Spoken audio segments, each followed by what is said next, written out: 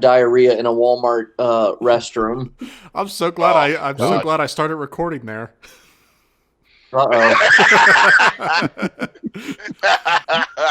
For anybody who's listening now, I was talking about a friend of mine.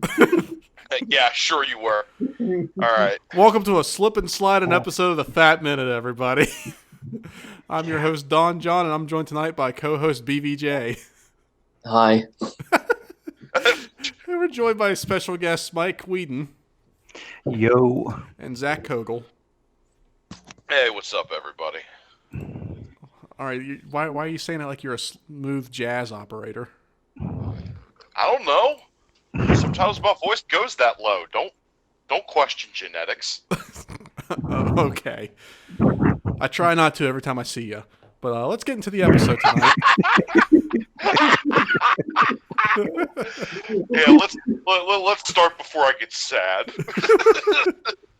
Well, if you're feeling sad, maybe this will cheer you up. Because we're taking a trip down memory lane and we're ranking Saturday morning cartoons. So break out your super sugary bowl of cereal and let's get started. Well, I can smell the diabetes. Let's get on this. So we're ranking specifically cartoons that covered our childhood, basic from 1990 to 2010, solid 20 years. So you're not going to see stuff like He-Man or Transformers on here because we weren't alive yet.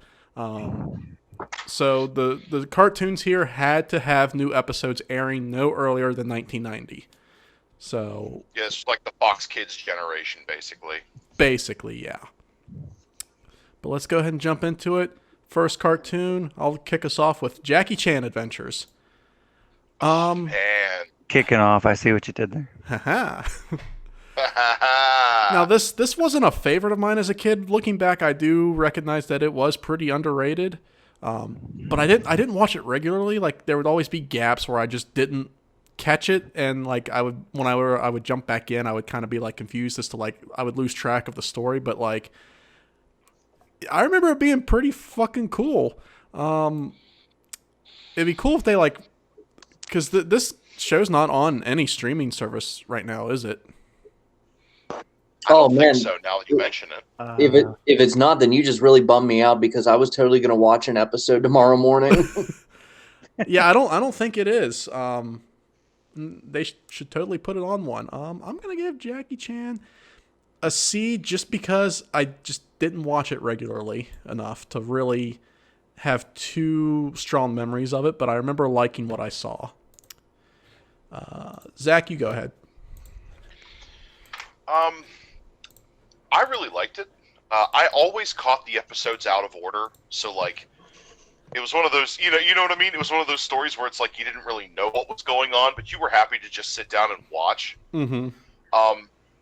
I always usually rate how popular something is, or it was one of those like cult sleeper kind of popularities to where it didn't get extremely popular until like after like everything disappeared and then everyone started going back going, yeah, I remember that. Where they'll be like, choose one, and then they have all of the talismans that were in that show. Mm-hmm. You know what I'm talking about, right? Yeah. That's like one of those popular things that you would see like pop up on like nostalgia Facebook, where it's like choose your favorite one. You can only have 3 of the set.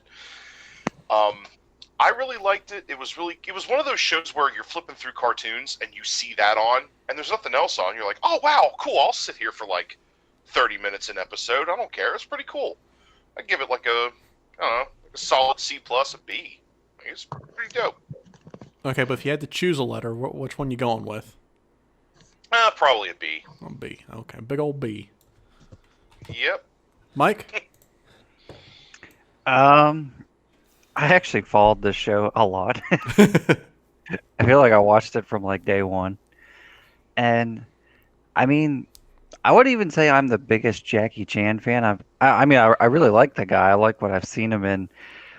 I feel like none of his movies like really like popped at me, I guess. Right. But like when you look at the plot of like Jackie Chan Adventures, I always kept saying to myself, why don't they just make this into a movie? Yeah. It's like, why does this have to be a Saturday morning cartoon? It's like, why can't there be a Jackie Chan movie where he's finding talismans that give you powers? All right, that's actually a really good point. Yeah, Amen. Yeah, amen. I was like, people would go see that.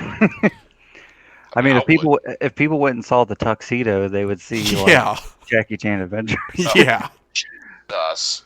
But no, I love the series. Like, it had like, I think it had 3 seasons, and like they were all pretty good. Like, I don't really remember what the thing with the second season was. It was something with like a lantern or something and demons, and then the third season was like Oni masks. That was like the new thing they were collecting. But Mm-hmm. I don't know.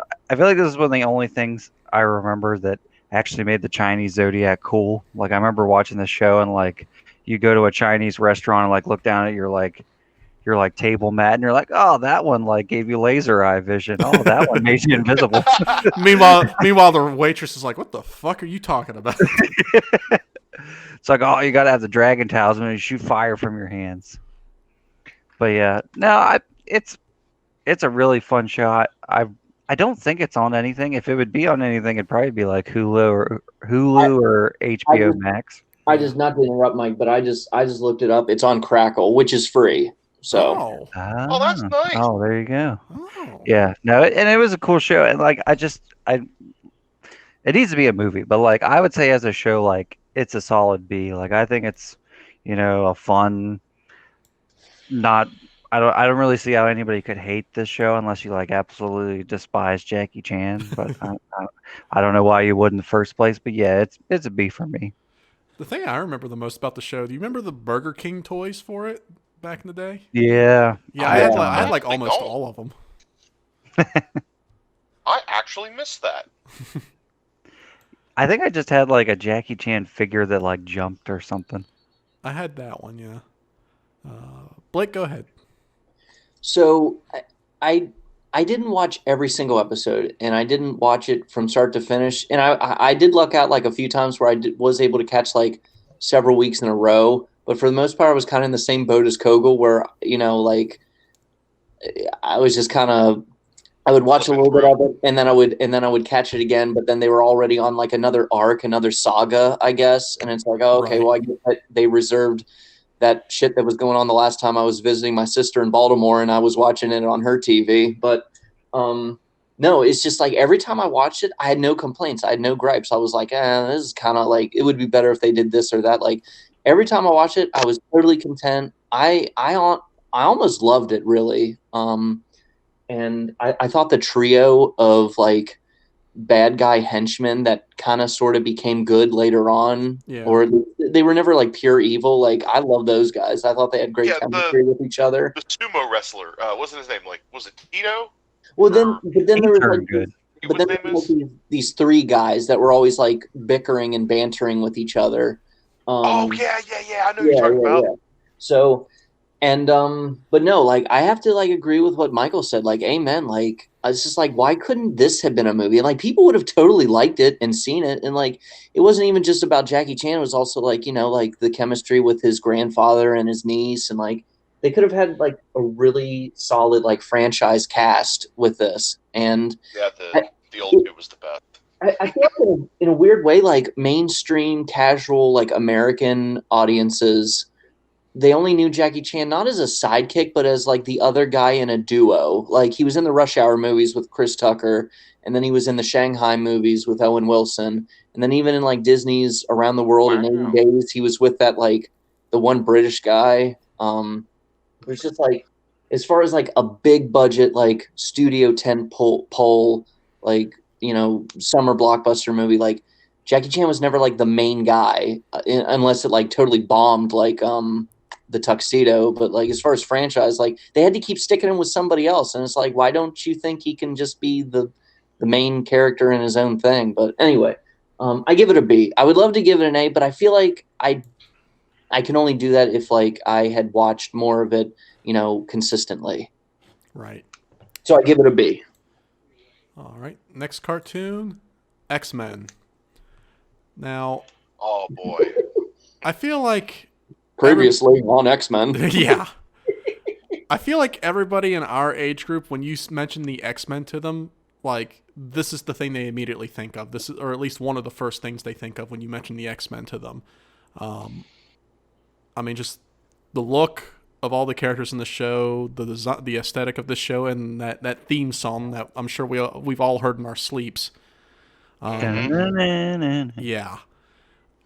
I remember loving this cartoon as a kid, and like just a couple months ago, I decided to binge watch the whole series on Disney Plus, and it does not hold up at all. It doesn't. The animation is like so inconsistent. Sometimes it's okay, other times it's atrocious. Like it starts to get better up until about season 3, and then it just slowly declines up until like the final season where it just takes a complete tailspin. It has a bad habit of like picking up plot lines and just dropping them. Like it's all over the place. It does not hold up at all. But despite all the inconsistencies of it in terms of, you know, the writing and the plot threads and the animation, there's like several good nuggets in this show. So I'm going to give it a C as well. It's not atrocious, but it does not hold up to the nostalgia at all. Mike? Yeah. Yeah, I would have to agree with you, and I know that probably breaks a lot of people's hearts because, you know, this is held up as, you know, like one of the top echelons of like superhero cartoons. And I don't know, it's definitely from nostalgia, like with like rose tinted goggles and stuff. And I mean, and the theme song is amazing, but yeah, I've tried rewatching it. I even kind of remember watching it as a kid, never liking it as much as like the Batman animated series or Spider-Man, but we'll get to those. Oof. And I don't know, honestly, like when I was a kid, like what really got me into X-Men was the other show that came like right after the movies came out, which was X-Men Evolution. And that was on X-Men WB. Evolution was good. Yeah, I thought that one was like leaps and bounds better, but like but I will say like this show did a lot. Like I had the toys, like I actually had like the X-Jet like play set, like it could like split into 3 things, like the middle part of Oh, it you became lucky like a bastard. command center. Yeah, it was really nice. I asked for that for like 3 birthdays in a row. You never got it? Nope. Oh, that sucks. Well, if I had it, I'd sell it to you, but I don't have it anymore. Oh, he would sell it to me. Oh, it's like 5. I'll give it to you for $5. No, it's probably you go on eBay. You go on eBay. It's probably like $100. It wouldn't surprise me. But no, I mean, yeah, it had some cool stuff. I mean, I think story-wise, the thing that stuck out with me was like, I think it did the Phoenix Saga pretty good. Yeah.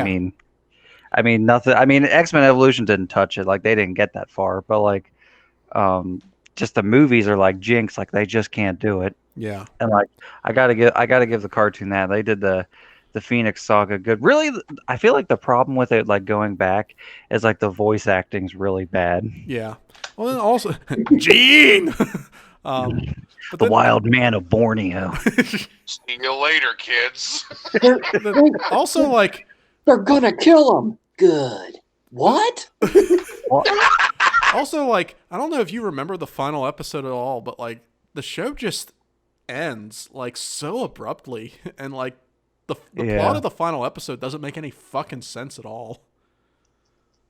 Wasn't like the last season, like, I mean, this is an X-Men joke anyways, but wasn't like the last season like really focused on Wolverine? He was like wearing like a Black Ops kind of outfit. There were a few episodes of that, yeah. Okay.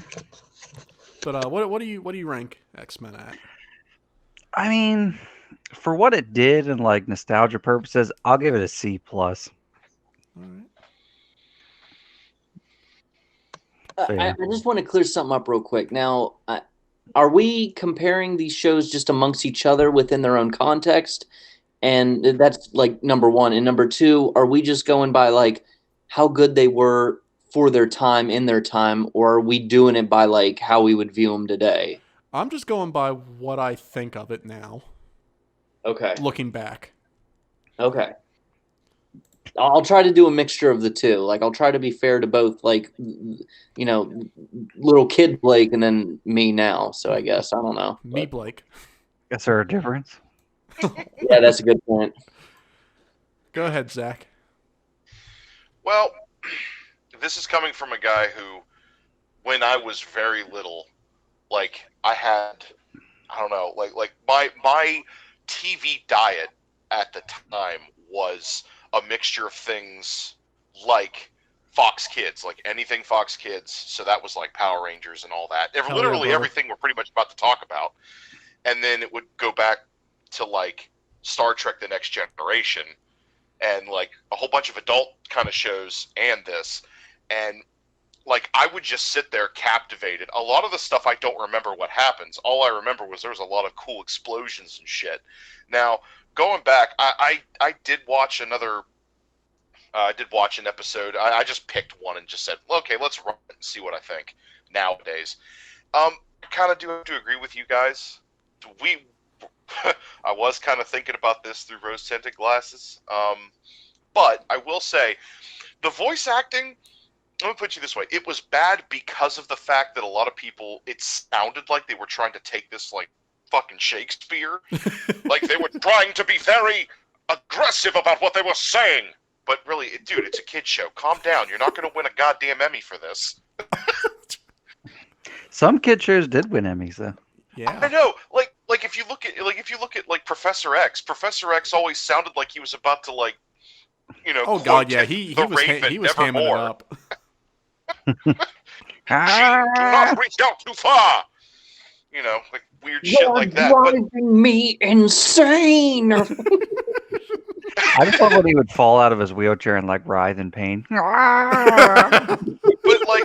like I don't know. I guess that's the draw that it had to like me and other people my age, was that it was trying to bring something that extreme to small children, so That's that what the way X they could stood for. become, you know, they could become interested in things that were that, you know, extreme later on.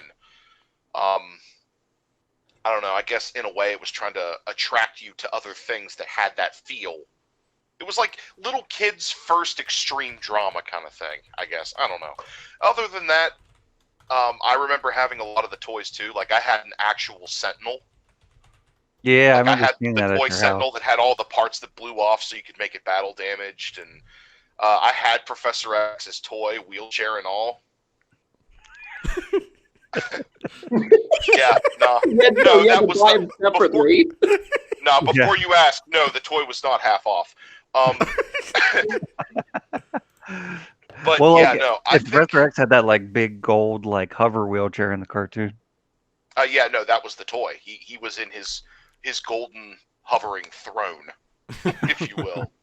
But I do like there is one thing that I like about this cartoon. Before I get to this, is the last thing I'm going to say before I rate it. Finally, there's one thing that I always believe, that certain kid like cartoons that people would think were for kids, that they did, and a lot of people didn't know whether or not it was a good idea.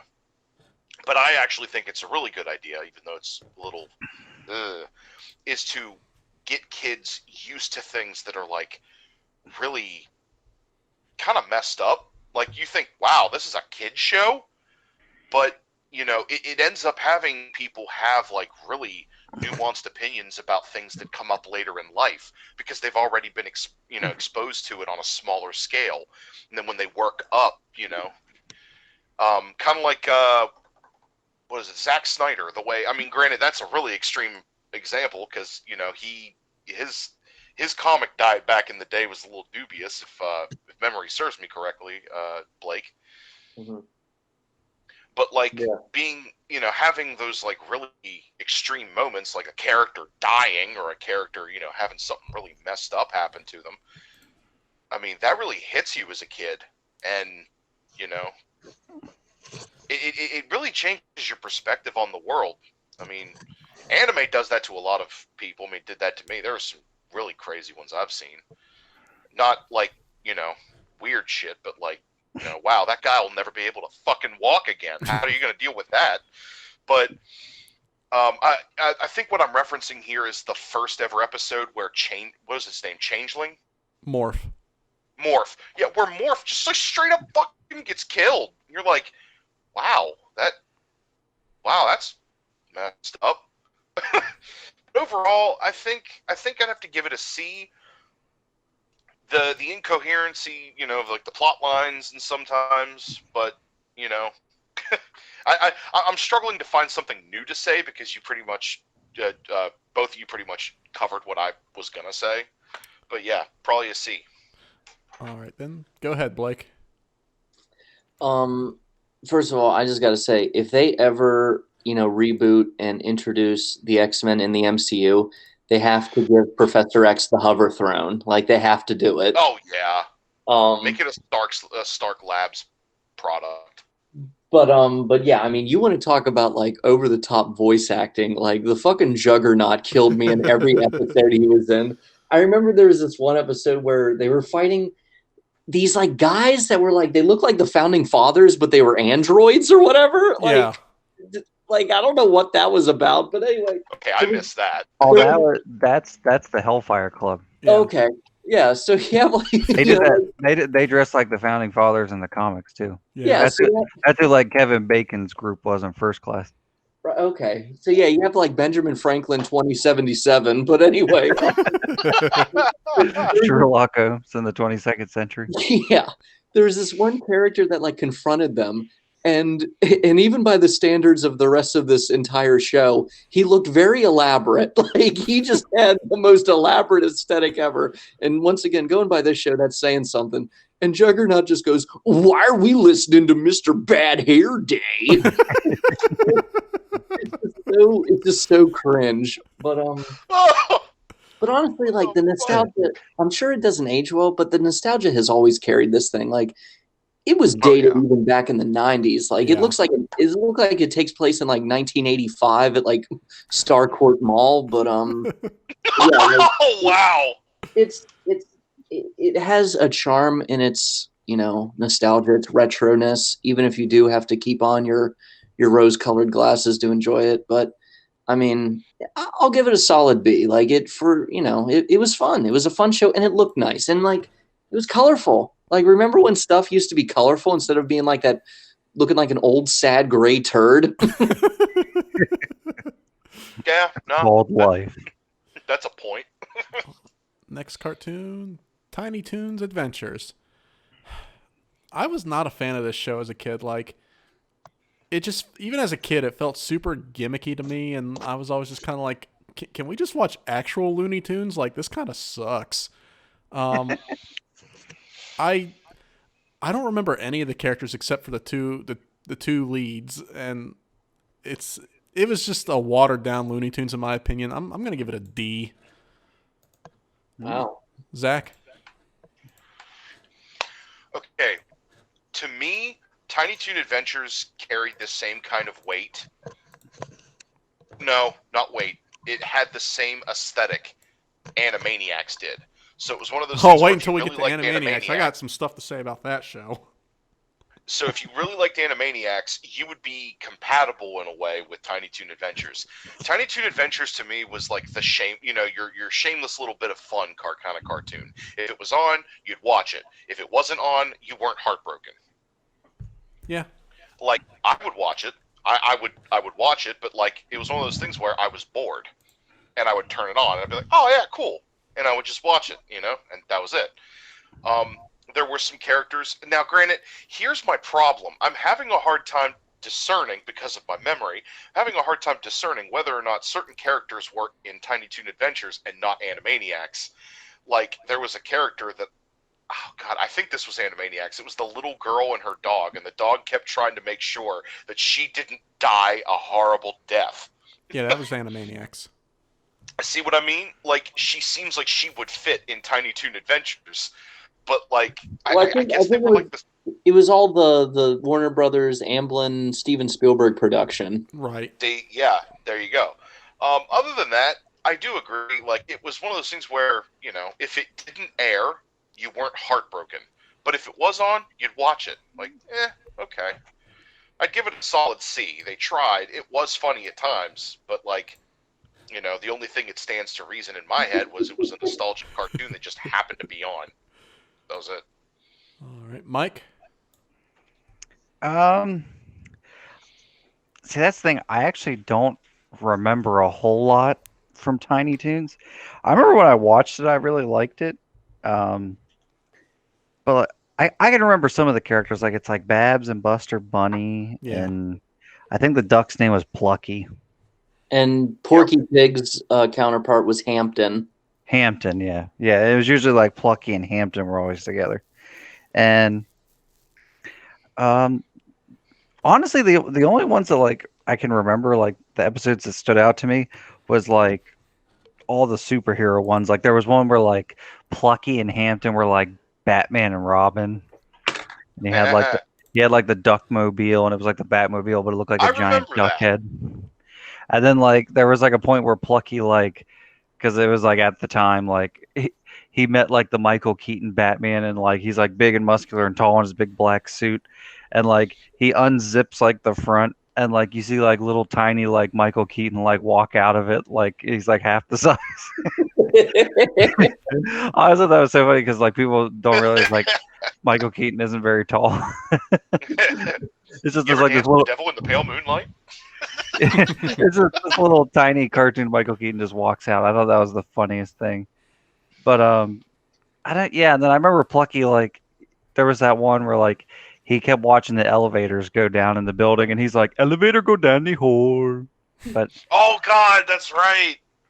honestly, other than that, I can't remember anything else. I mean, I think it was on Hulu, but it might have got moved to HBO Max. Of Um, course. I'll try and give it a watch eventually. But yeah, I would for nostalgic reasons, I'll give it a C plus. Mainly, it's just as low because I can't remember as much. Blake? So this show was for when you graduated Muppet Babies. Wow. Wow, I don't know what to say to that. Hey, that doesn't necessarily have to be backhanded. I loved Oh no, Muppet. I didn't think it was backhanded. I wasn't ready for how accurate that was. When I was of age, I loved Muppet Babies, Yeah. and I enjoyed So did I.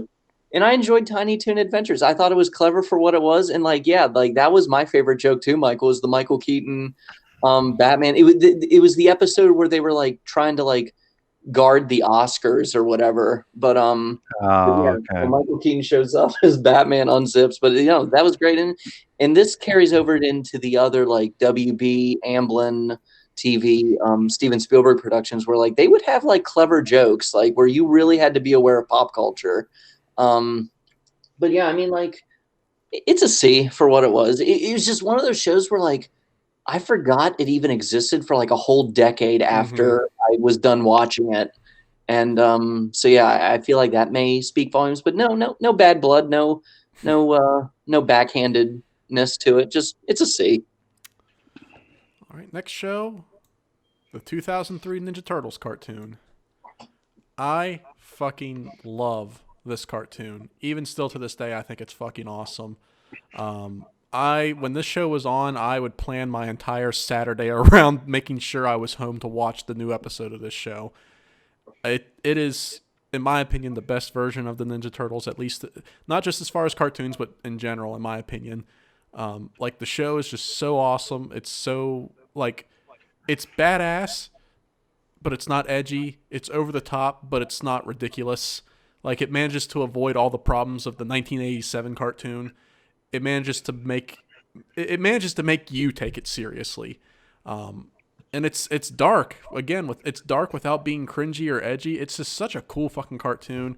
I will say like the last season or two, I kind of like tuned out a little bit, but it still holds up. It's still great. I'm gonna give it an A. Mike? I feel like this show was kind of like what you guys said about Jackie Chan Adventures. I remember liking what I watched, but I never watched it consistently. Like I would like pop in and out and I'd be like, "Oh, this is going on." But yeah, it's a lot more dark and serious than the '80s cartoon. And they also used villains other than Shredder, which was awesome. Yeah, I remember like seeing.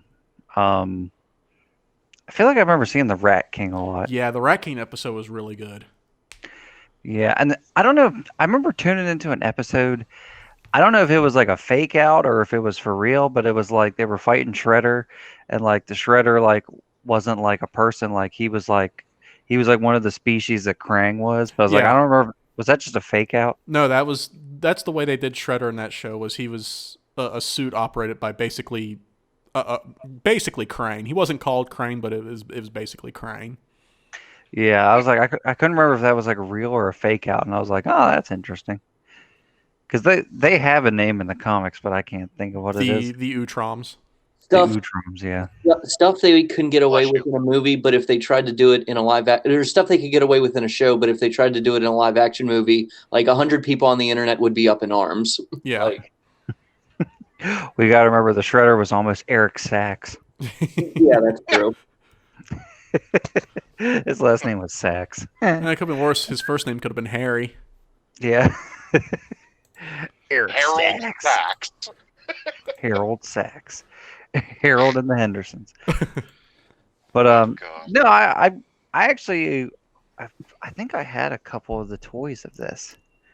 I also feel like this movie had like a big influence on like the TMNT like CGI movie that came out like a few Yeah. years later. Yeah. But yeah, it's very underrated. I feel like a lot of people have kind of forgotten about it because like it's between like the original cartoon and then there was like the Nickelodeon cartoon, which people got really into, which I haven't really watched that. But yeah, as far as like turtle cartoons, like it did its job. It was good. I'll just give it like a B minus because I liked it, but like I haven't seen enough of it. But yeah. All right. Zach? Oh boy. Oh, no. Yeah, I wasn't interested in the TMNT series. Like, Wow, fuck even you. if. Yeah, I knew it was coming. I was like, all right, let's rip this Band-Aid off right away. If it was on, normally I would change channels. Fuck you. I don't know why it didn't appeal to me because like I was clearly in the demographic of like people who were interested in it, but like for some reason, even it didn't matter if it was the '80s cartoon or if it was the new one in the 2000s. Like neither one of them, I was just very like, let's see what else is on. So like, I don't know, like I feel like if I rate it, it doesn't feel like I'm giving like an honest opinion. You know what I mean? Like I don't feel like I get to rate this one because like it wasn't even something I was interested in, and then even when I did watch it, I was bored. Well, then what do you rate it? So like, can I give it like an NA? Like not applicable? Because I feel like if I rated it, it would be unfair. I mean, if that's the way you feel, we can just not put it on your chart. Yeah, going ahead, just NA. That way, it doesn't sound like I'm giving it shit, but I didn't really give it a chance. If that makes sense, because I'm not that kind of guy. You get an incomplete. You didn't show up for class. Yeah, all right, that's fine. And it wouldn't be the first time that happened. Wow. He's such a rebel. Go ahead, Blake. Yeah, it's kind of what Michael said. Like, I liked it whenever I did watch it, and I watched I would watch several episodes in a row, but it just the Ninja Turtles as like an IP as a whole have just never been like one of my favorite things. Eat my And it's butt. not like dude, I'm just telling you the fucking truth. But I mean, yeah, it's just I like it. I like it when it's well done. I like it whenever I see it, but it's just they just don't hit as much of an emotional chord with me as they do with other people. And it's also my only gripe with this show, it's just how many fucking times over the course of like 20, 30 years did we have to see April O'Neil meet the Teenage Mutant Ninja Turtles for the first time all over again? Like, people complain I don't about know, probably the same time Uncle Ben had to die. No, dude, I don't feel like it's fucking more than that even. Like, people complain about how much Spider-Man and Superman and Batman have been rebooted. Rebooted. How many times do we have to be reintroduced to them? But like, other than that, though, like, I thought it was an enjoyable show. I thought it was cool. The voice acting was great. I'm gonna give it a content and comfortable and respectful C. What? It sounds like a cookie shocking show. It did have a good theme song though. Yeah. Yeah, I just don't remember. Yeah, I'll give it that. Next It's cartoon, good. All Real Monsters. Oh boy. It's This- real monsters. Whatever. It's not. It's not an educated. It's Real not an educated British man going, Ah. monsters." Oh, Ow! it's like that. It's like that scene in George of the Jungle when they see the mountains and they all go and they let out an awe. Aw. No. AWE. Oh. Okay, that's better. Real Monsters. This is like one of the first cartoons I remember like watching a lot of, like one of the first cartoons I have memories of. And it's funny because ironically I don't remember too many specific moments of it. Like there's maybe a handful that I remember. Like one that immediately comes to mind is Crumb's dad. I don't know if you guys remember the episode where it showed Crumb's dad and he was like missing an eyeball because it got shot by like some dude in the Civil War. So like, because remember how Crumb would carry his eyeballs on his hands above his head. Yes. And his dad, since his dad was missing an eyeball, he just wore a black glove on one hand. So weird. Yeah, like it was a go. very weird show, especially in its sense of humor. But like I remember loving it as a kid. I would love to go back and watch it again sometime. I'm gonna give it a B. Mike? This is one of those shows like I remember watching it multiple times as a kid, but I don't remember anything from it. Mm-hmm. I remember the main characters. Like if you didn't say Crumb's name, like I wouldn't remember his name. Like I know there's him. There's the red like rabbit guy, Ickis. and then there's like the black and white striped cane Oblina. shaped. Yeah, and like they have really cool designs. Like they're very distinct looks. And yeah, I always liked how Crumb looked because he's just like this little dude with like hairy armpits, and he just holds up his eyeballs all day. And his armpits like fucking reek. Yeah. Which, when I was a kid, I actually had a toy of Crumb, and like the armpits actually fucking reeked. Yeah, and that was the thing. Like this show, and like specifically being on Nickelodeon, like was I feel like it really defined like kid stuff in the '90s. Like James, the angry video game nerd, he said in one of his episodes, like the '90s was the gross out era. It was all about like slime and farts and burps and like ugly little creatures and stuff like that. It was the gross out era, and like this show was just exactly what Nickelodeon was doing, and it did it well. I just wish I could remember more. I'm gonna have to go out and rewatch it, but I would, just from how I feel about it today, I would give it a C. All right, Zach. I remember like flipping around, and then I would come across this show, and it was one of those. And you know what? Mike's got a point.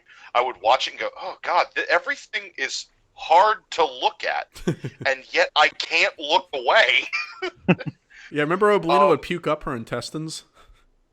Yeah, I'd rather not remember that. Thank you very much. But yet again, here we are. If I have to give this thing an overall rating, I probably would just give it a B, mainly because it did what other people didn't kind of want to do. Show things that were ugly and try to pass it off as entertainment. Or show things that were ugly or gross, but pass it off as entertainment, and yet they succeeded. So my merit for this is kind of going off of the fact that they did it and they succeeded. And yet again, you could walk into a hot topic, which is not the same hot topic that I remember nowadays, but I digress. You'd walk in a hot topic and there's Real Monsters shirts. Even years after it's gone, it left a legacy. So they did something right. Might as well just, stick with a B. Like, they did what they sought out to accomplish. And hell, I remember that show and I couldn't look away. I was like, wow, I'm fascinated, even though this thing is fucking gross. All right, Blake. Yeah, so if nothing else, this show nailed making everything look disgusting. Yeah. Yeah. I mean, it's just like no matter where they were, even when they went, above into the human world, just the entire scenery just looked like somebody took a big shit everywhere. Yeah. It was just like, yeah. I mean, I would be entertained enough. I had like a like-hate relationship with the show. I would be entertained enough for the fact that it's like, well, I guess this is better than not watching TV at all. Oh my god, thank you. That is exactly how I felt. But then like every time that fat guy with the eyeballs would walk on screen, I just lost all appetite for that day. Like I'd be like, oh, I'm gonna watch some, cartoons with my cereal, and then he would walk on on screen and be like, ew, this milk now tastes funny. Like now I'm not. Yeah, what about their teacher? Like the thing that like had high-heeled shoes? The Grombo. If I remember correctly. Yeah, he looked like I don't know if Beetlejuice had like a weird pet. I don't know. Yeah, no, that's pretty accurate. Yeah, man. But Is that just to time out? Is that on the list? The Beetlejuice cartoon, or that wasn't Saturday morning? That was it? that was Oh, I that was love the that shit. That was the 80s. Was that the Oh, 80s? Yeah. That's sad because I want to Oh, talk wow. about that shit. I must have saw reruns all the time. yeah, no, they totally rerun. But anyway, All Real Monsters, I give it a D. Oh, wow. Damn.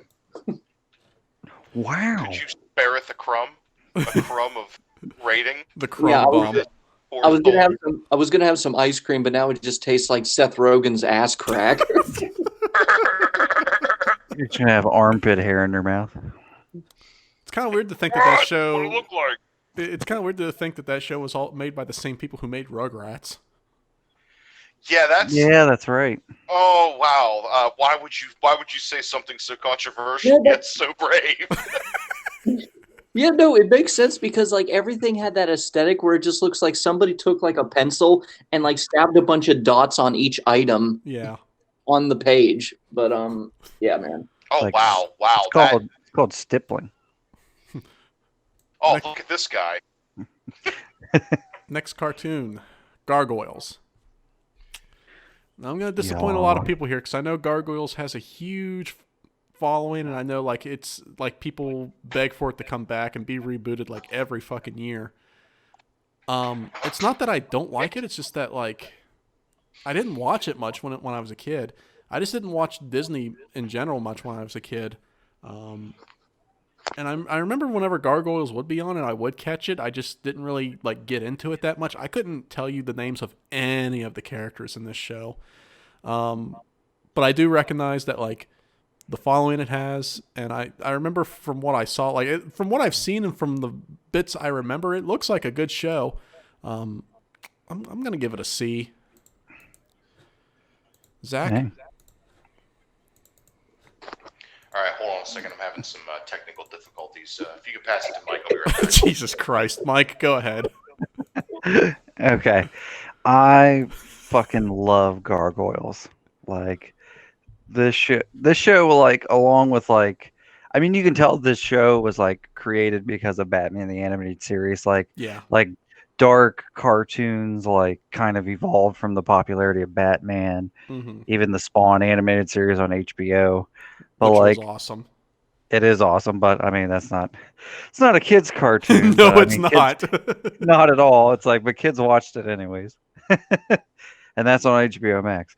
But anyways, no, Gargoyles is just it's probably like Disney shows at its finest. It doesn't even feel like a Disney show. It's so dark, it's so funny, it's so entertaining, and the cast is so likable. And like kind of going into the 90s thing again where like it was big to like to root for the creatures and stuff like that. Like all the gargoyles are likable. Like, and I mean, like speaking of Spawn, like Spawn himself, Keith David is the lead gargoyle, Goliath, and like he's just a badass. And all the other gargoyles are all funny and likable. And I always thought it was kind of clever that they live in New York City, and all the gargoyles' names which are kind of easy to remember. They're all just names of places in New York. Like there's Brooklyn, Lexington, Broadway, Hudson, and Oh Bronx. yeah, that was what their names were. Yeah, Yeah. and for you, Kogo, I don't know if you know, there was actually a lot of like Star Trek Next Generation actors in that show. Uh-huh. Like, Jonathan Frakes was one of them specifically. He was the yeah, bad guy. yeah, he was the human guy Xanatos, who was basically like an evil Tony Stark. Like he's the one that like brought the gargoyles to modern day, and like he even builds like an Iron Man suit that like looks like a gargoyle. I Uh-huh. He's I the remember one that who's was the toy. responsible. He's the one who's responsible for like one of the most complex lines in a children's show, which is, pay a man enough and you could have him walk through hell for you. And Yeah, it's like, I and was they like, said oh that in a god Disney damn. show. My thing is like, not only did they say that in a kids cartoon, they said it in a Disney kids cartoon. Mm-hmm. I'm And like, yeah, yeah, it's capitalism. yeah, and who is Riker's love interest? Oh, that's Deanna Troy. Yeah, the lady who did the voice of Deanna Troy was the bad gargoyle Demona. Oh yeah, Demona. Yeah, and then there was a couple other people, but like, yeah, and yeah, the cast was great. And it still holds up. It's on Disney Plus. I watched it. It is still a great cartoon. The third season's not as good because they kind of like dumbed it down, and that's when it got canceled. Go figure. Uh, But like, that should be a message, I guess. yeah, like no, it's true. And like, but like the first season was like it's like a good solid like 12 episodes. And then the second season's like the whole meat of the show. Like it's only 3 seasons, but the second season was like 50 episodes. So it was a long running show. And the toys were cool. I didn't have a lot of the toys. I had a couple of them. I remember like the Yeah. Xanatos where you put on like the gargoyle armor. I might have had a Goliath, but that was it. I always wanted the playset that was the castle that was on top of the building. Like you could literally get like a castle playset. Yeah. Maybe one day I'll buy it on eBay. I'll start up a gargoyles collection. That's what I do in my spare time. I just relive my childhood because being an adult sucks. Hey. but no, it's a great show. Like it's a I would say show wise it's an A plus. Like it's to me as far as children animation, it's a masterpiece. But yeah, and if they keep saying like Jordan Peele's going to make a movie of it, I don't know if that rumor's fake or not, but let it happen. Make it so. I don't care if Keegan Michael Key plays one of the gargoyles. Just do it. All right, go ahead, Zach. Alrighty, yeah, I had to go find my phone charger. I'm an idiot. So what I remember about this show was being a little tyke. It would come on, and I'd be like fascinated. I would just be sitting in front of the TV, just like, I don't know why I like this, but I like this. Please continue. And later on, when I got older, I started to figure out like, wow, they got some TNG alumni in this show. That's really cool. And it was one of those shows where I didn't obsess over it, but I felt like I should have, if that makes sense. Mike pretty much said all that needed to be said. That's usually how this works. People beat me to my opinion, and I just go, "Yep, I agree." You could have done it first. Oh no, I did, but like an idiot, I forgot where my phone charger was. But overall, it was a good show. I really liked it. If it gets a live action adaptation, you best believe they're going to take my money. I just liked the fact that there was a kids show that had a brooding aspect to it, because everything else was all like, happy, sunshine and rainbows, and here comes Keith David's dark, velvety voice going, "We're gargoyles," and I'm just like, take my fucking money. Yep. And Take yeah, your parents' money, you mean? Yeah. Yeah, no. I said, I know what I said. I know what I'm about. I said, take my money. And Take my 50 cents I saved on the playground. yeah, right. I think I got some Chuck E. Cheese tokens in this bin. Let me just go grab them shits. But yeah, no, I liked how dark and brooding it was. It was something that felt realistic, and it it didn't feel like they were being nice to people. It didn't feel like they were being nice to their demographic because it was kids. They were like, no, this is the real world, bitch. Have a seat, grab your sippy cup. I'm going to tell you a story. But yeah, I liked it. A+. All right, Blake. So I'm gonna bum out everybody else really bad right now. All right, there we go. I'm already prepared. So it's not that I never liked this show. It's just for some reason it just never grabbed at me. Like it just didn't. I saw it. I was aware of its existence, but it just didn't pull me in. And I would try to watch it. Like I remember there's an episode where like King Arthur comes back to life or some shit. Yeah, there was a lot of like medieval stuff in this.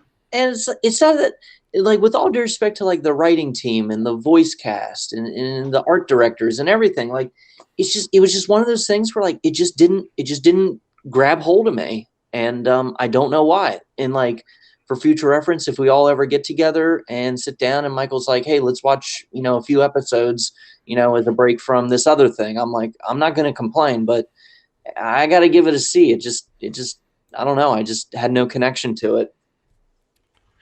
I mean, to be fair, that's the same way I felt about Teenage Mutant Ninja Turtles. I didn't hate it. It just didn't grab me. Yeah. Like it didn't appeal to me or whatever. So, yeah, no, I completely agree. Yeah. Thank you. That's just you, man. All right, next cartoon, Animaniacs. Oh, boy. I fucking hate the Animaniacs. Wow.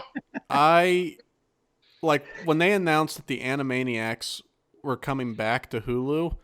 I was probably the only '90s kid who didn't fucking care. I fucking hated this show even as a child. When this show would come on, I would do my homework. That was homework background. Yeah, it just it was annoying, and I feel like it was the beginning or maybe even the precursor to the LOL so random kind of humor that we have all over the place today that I just can't stand. It's an F. Ooh. Wow. Straight up Out. F. Damn. Whatever. I said what I said. Go ahead, Zach. Wow. You're gonna put me on the spot. Okay. So I liked Animaniacs. I really did. But hold on, there's an asterisk next to this. I liked it, but I liked the show, the smaller stories that happened around the Warner Brothers and the Warner sister. Not saying I didn't like them or I didn't like the funny antics they got up to. They were fun, but I actually found myself enjoying the smaller stories that happened when they weren't on screen. Like Slappy the squirrel and her, what was it? It was her nephew.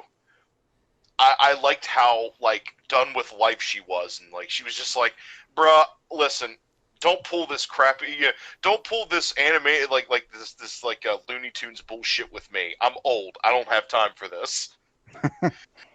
I liked that aspect about it. I liked the pigeons. Yeah, The ones that they were, they were the mobster crime family kind of people, except they were pigeons. I loved that shit. I loved the little girl who kept putting herself in situations where she was literally going to die a horrible death, and if it wasn't for that adorable good boy of a dog, she would. He was racked. He was the epitome of anxiety. And I don't know. Now I resonate with that.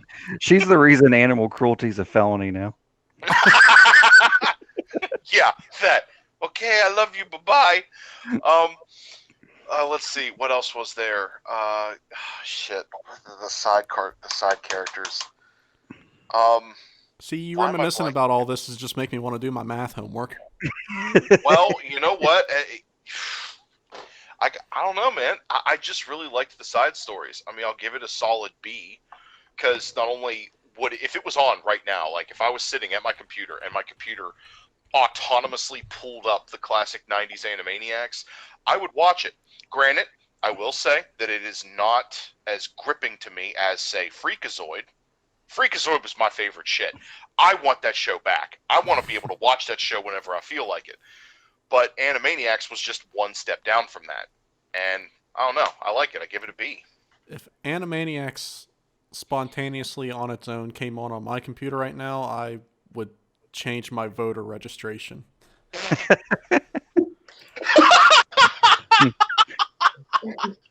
Go ahead, Mike. Damn! I like Animaniacs. I will say it's one of those shows like I liked it and I remember watching it, but I can't really pick out like specific episodes. One of the things I always liked, it's this random episode. I think they're like doing like a contest in like school or something like that. I don't know. Almost kind of like a spelling bee, but like the teacher asked Wacko, which was the one with the red hat, I think. She asked him like to name all the states and the capitals, and like he does like a song where he names it. Yeah. And like I remember when I was a kid, like that's how it helped me like memorize like the states and like all their capitals. Like I couldn't do it fucking now, but Yeah, at the time there's one for the states, there's one for the presidents. yeah, and like I feel like I mean they did like certain educational things, but it wasn't like beating it over your head like Schoolhouse Rock, you know. I mean nothing Yeah, against Schoolhouse, riffing, nothing against that or nothing. doing it. Yeah, they were just doing it. Like I thought it was clever. The I will say, countries of the world. yeah, I will say though, I agree with you, Kogo. Like I kind of liked a lot of the side characters more than the actual Animaniac characters. Which the one I was waiting for you to mention, like my favorite thing about Animaniacs was Pinky and the Brain. That one was not my favorite as much as the other ones. Really? See, I love Pinky and the when Brain. Hulu picked it back up, none of the other characters returned except Pinky and the Brain, and I was actually disappointed. I haven't watched the new one yet, but no, I love. I think I even had like a Pinky and the Brain. Like it was either like a Burger King or like a Happy Meal toy. I feel like, but yeah, I don't know. I love the song, even though the song was stupid. It was just Pinky and the Brain, brain, brain, brain, brain. It just did that over and over again. It had more lyrics to that, but Yeah, it had like the longer part, but like I don't know. I used to love those two. I used to do impressions of them as a kid. Just what are we going to do today, Brian? Same thing we do every day, Pinky. Try and take over the world. Time to beat my existential crippling depression. Yeah, just I don't know. But yeah, and I will say like out of the like three kind of like WB Amblin Spielberg shows, like I would agree like out of like Tiny Toons, Animaniacs and Freakazoid, like I thought Freakazoid was the coolest. Yeah, Freakazoid was my favorite, hands down. But as a show, I would give it like I'll give it a B minus. But I'll give it my thumb. just to throw in like did anybody see that I think you have, but did anybody see that that like TikTok of like I showed it to you, Mike. yeah, that's right. You showed it to me with the Animaniacs, and it's like they insert that girl from the riots. She's like, they pushed me out and maced me. Oh yeah, Yeah, it's like we're Animani, totally insane. They pushed me out and maced me. Those are the facts. And then at the end, she just goes, huh. It's great.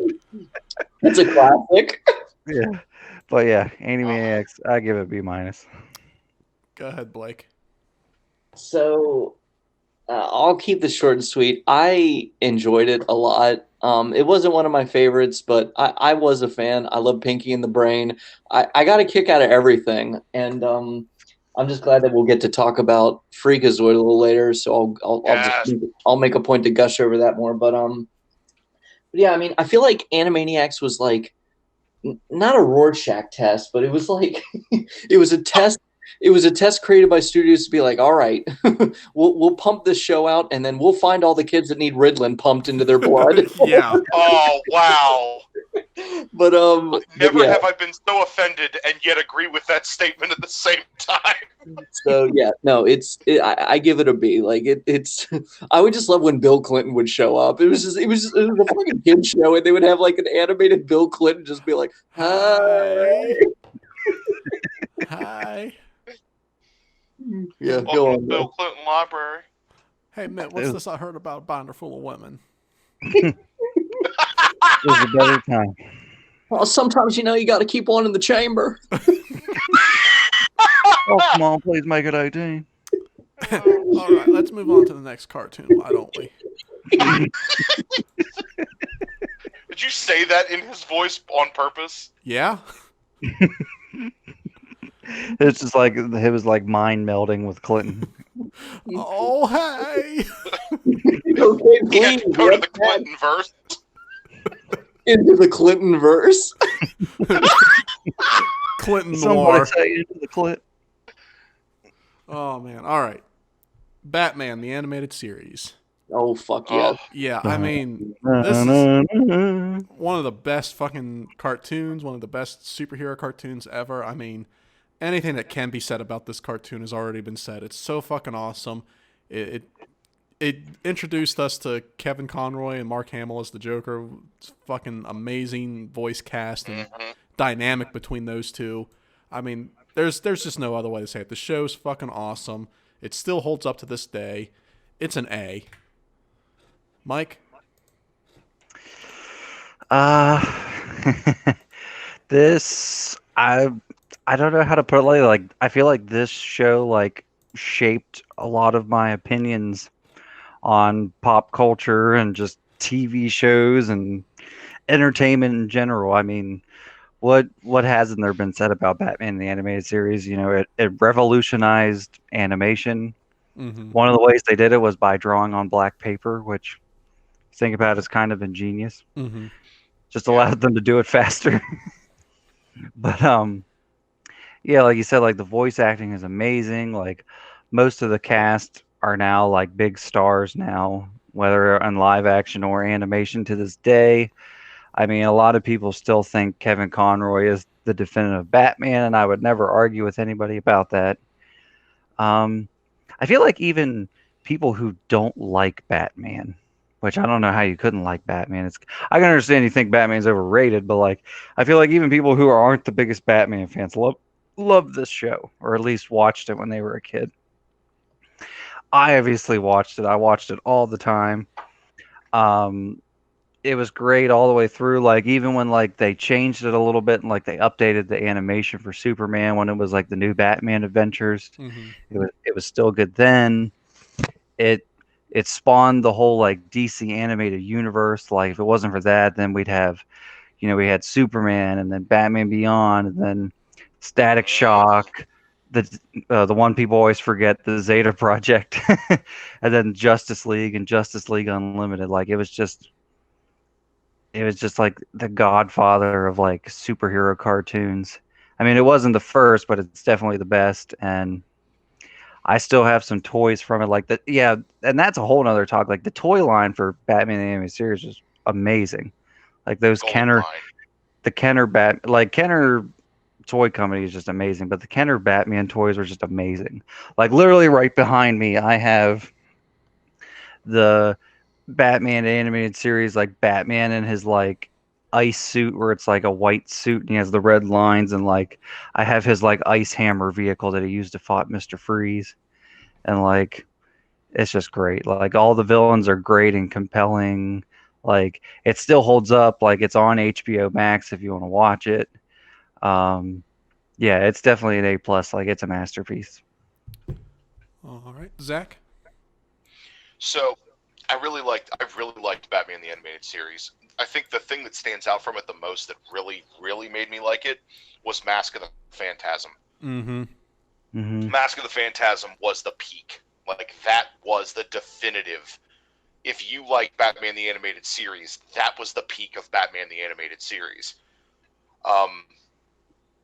I loved how dark it was. I liked how it confronted most, like, I guess you could call it adult themes, more like mature themes, like really dark shit, like depression and, what you do with yourself when that happens. Do you become the hero or do you become the villain kind of shit?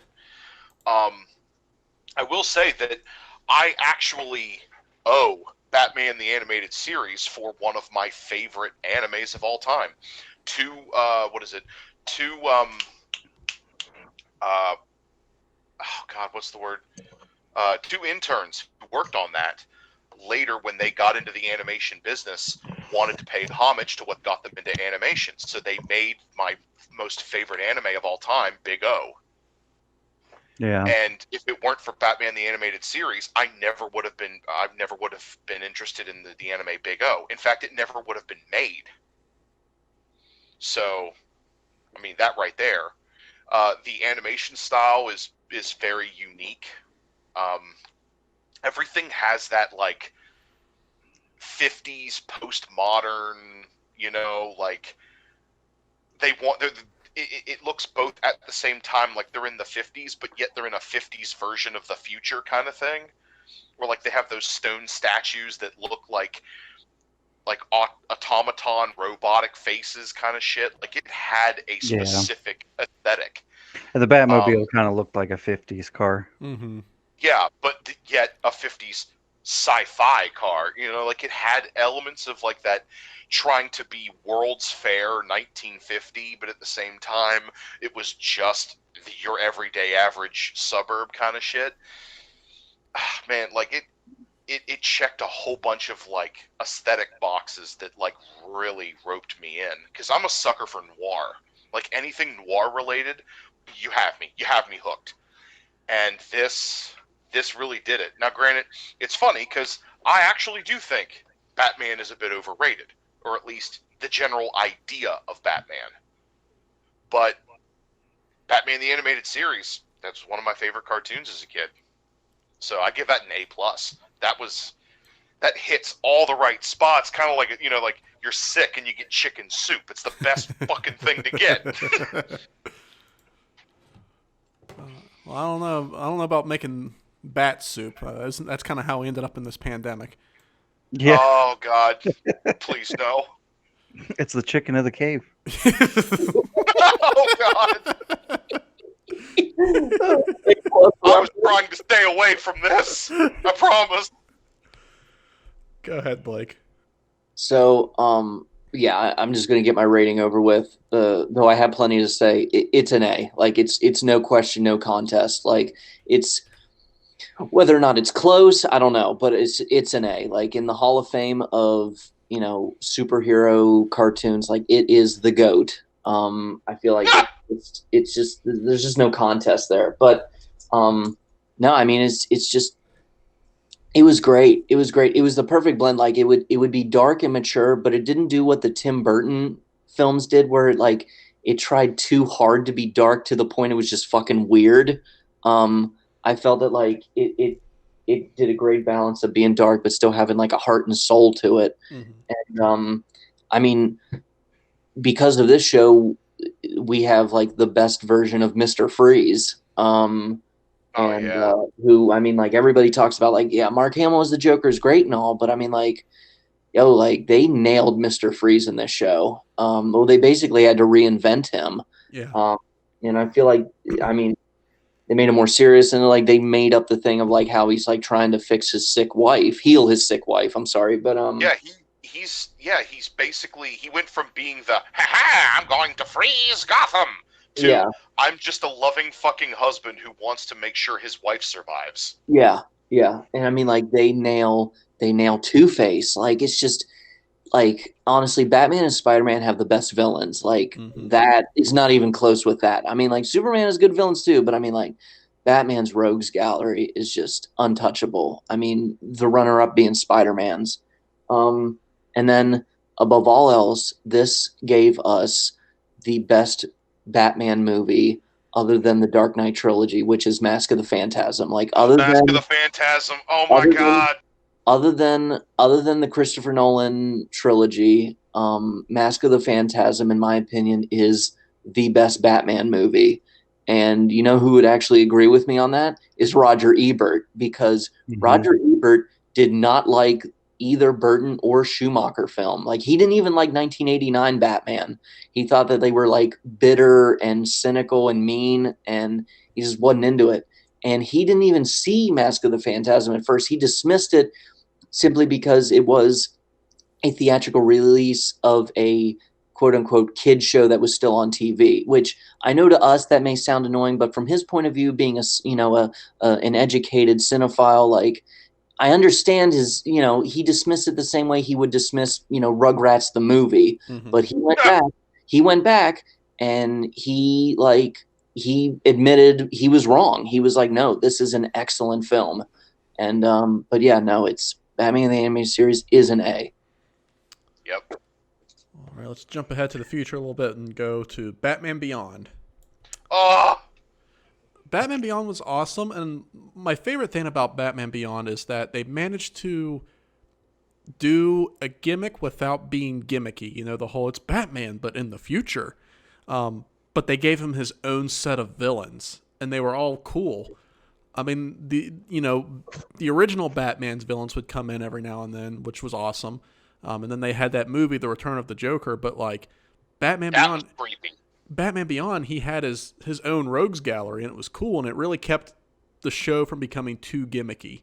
And my only thing with Batman Beyond is I just didn't keep up with it enough. I watched pretty much all the first season, and then after that, it just kind of it was hit and miss with me. I just kind of fell out of it, but I remember being a huge fan of it.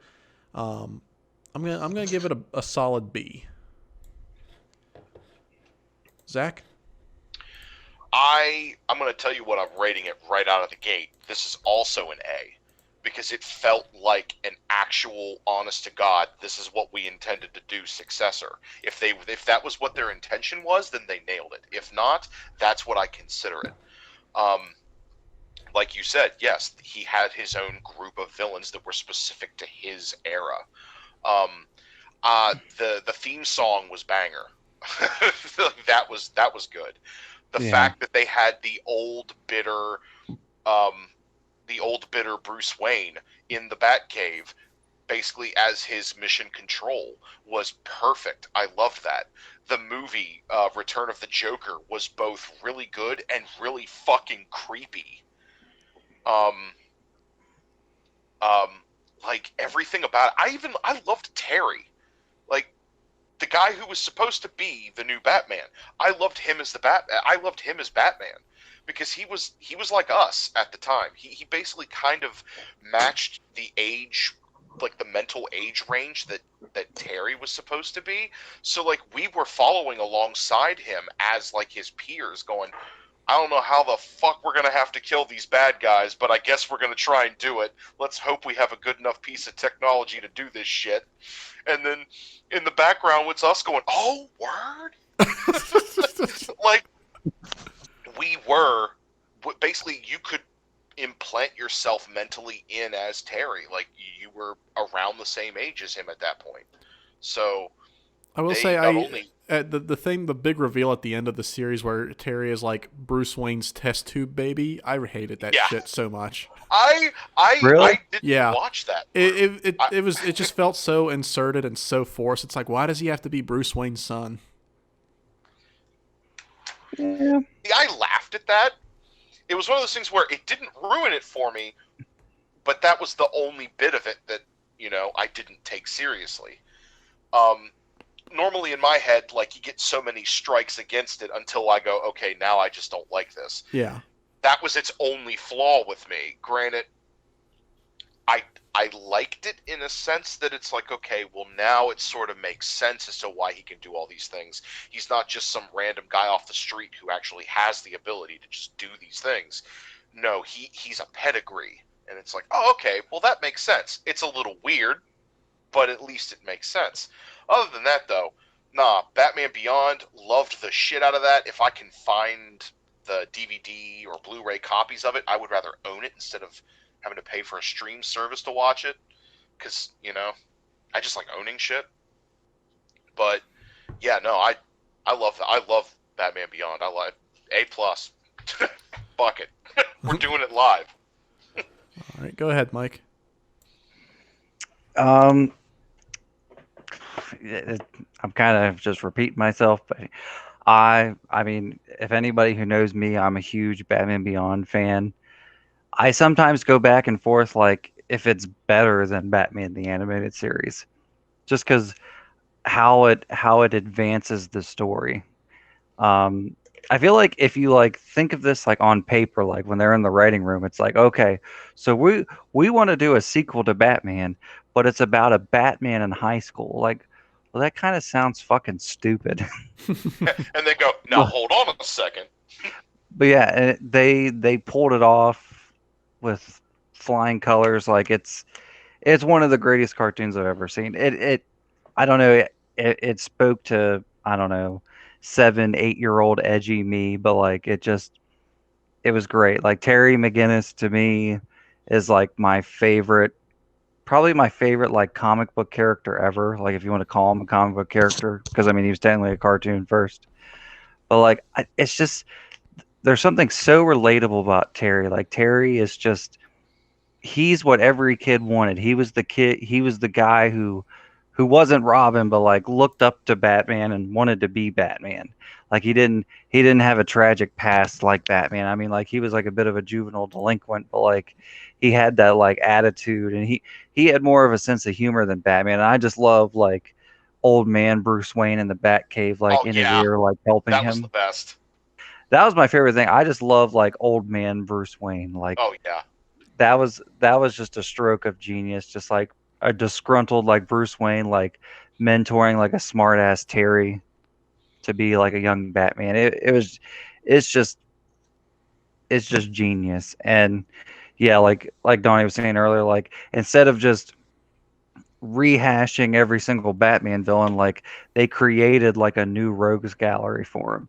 And the thing is, like, that's a really hard thing to do. It's like you come in as like TV writers and you have all this Batman mythology, and it's like, oh, we're gonna make our own villains. It's like most of the time that usually sucks.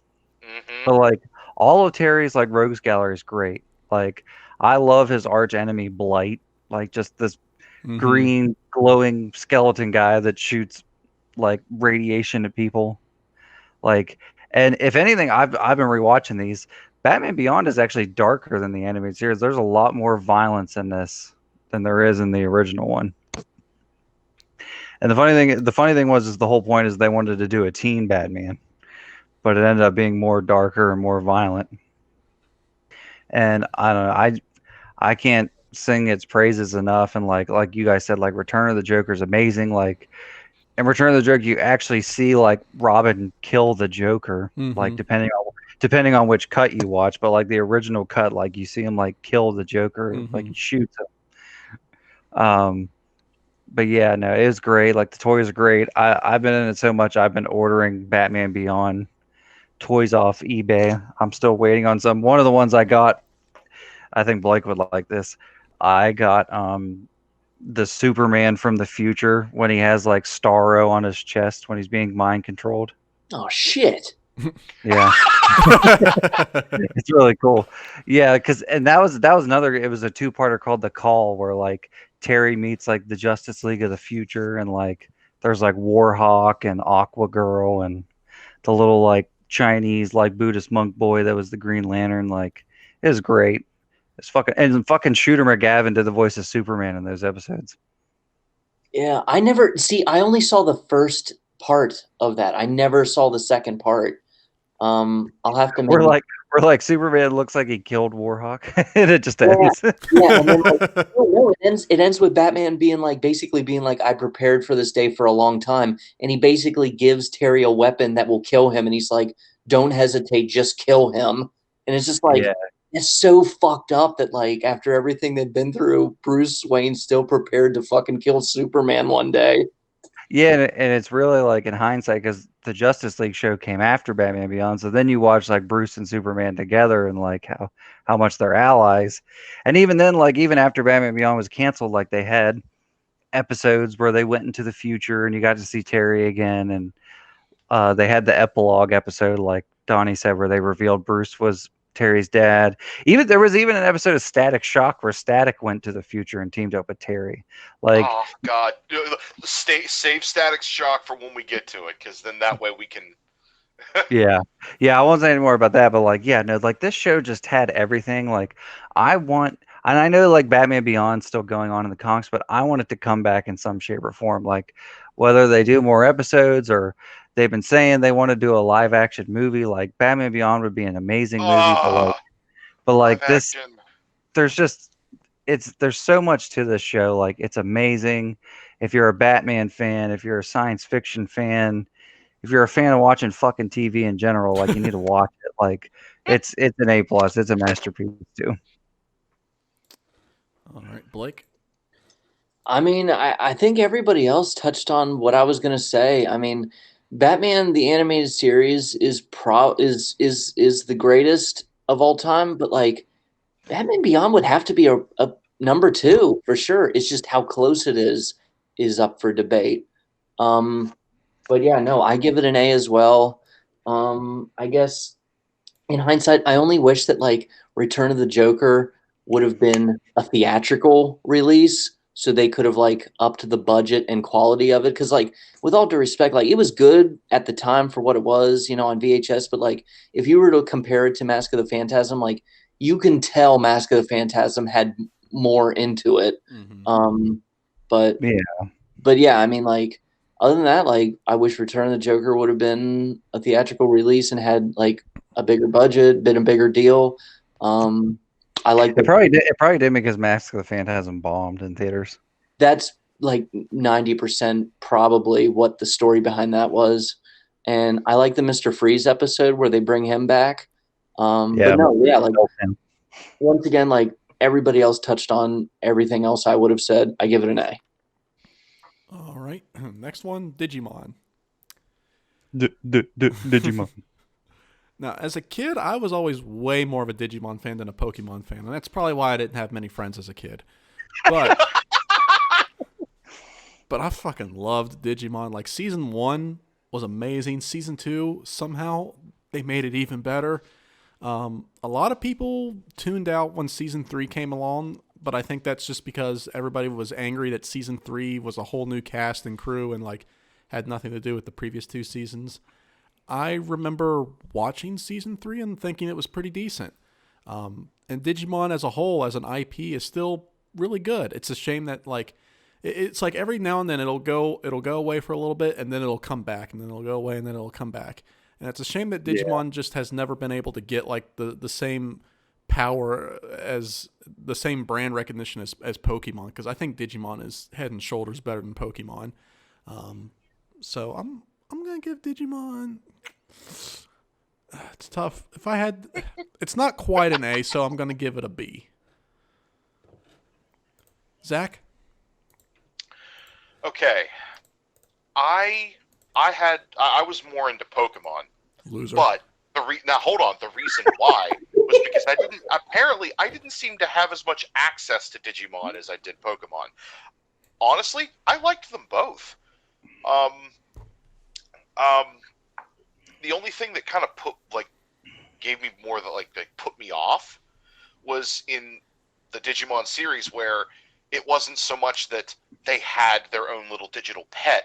It was they activated it and it was more Power Rangers and they became the Digimon. And I was like, yeah, I'm not ready to like have little kids floating in a digital scape, basically butt-ass naked, controlling Digimon. Like, Yeah, that was season 4. Japan, I see you in the corner. I know what you're doing. It was the end. It was the end of season 3 and then Oh, yeah. season 4. Yeah. I think the peak for Digimon for me, because Digimon had actually one of my favorite characters in it, out of all of it, was the Impmon. Impmon was my favorite. I had an action figure of his final Digivolve, his final Digivolve stage, where he Beelzemon. basically looked like the fucking Crow. Yeah.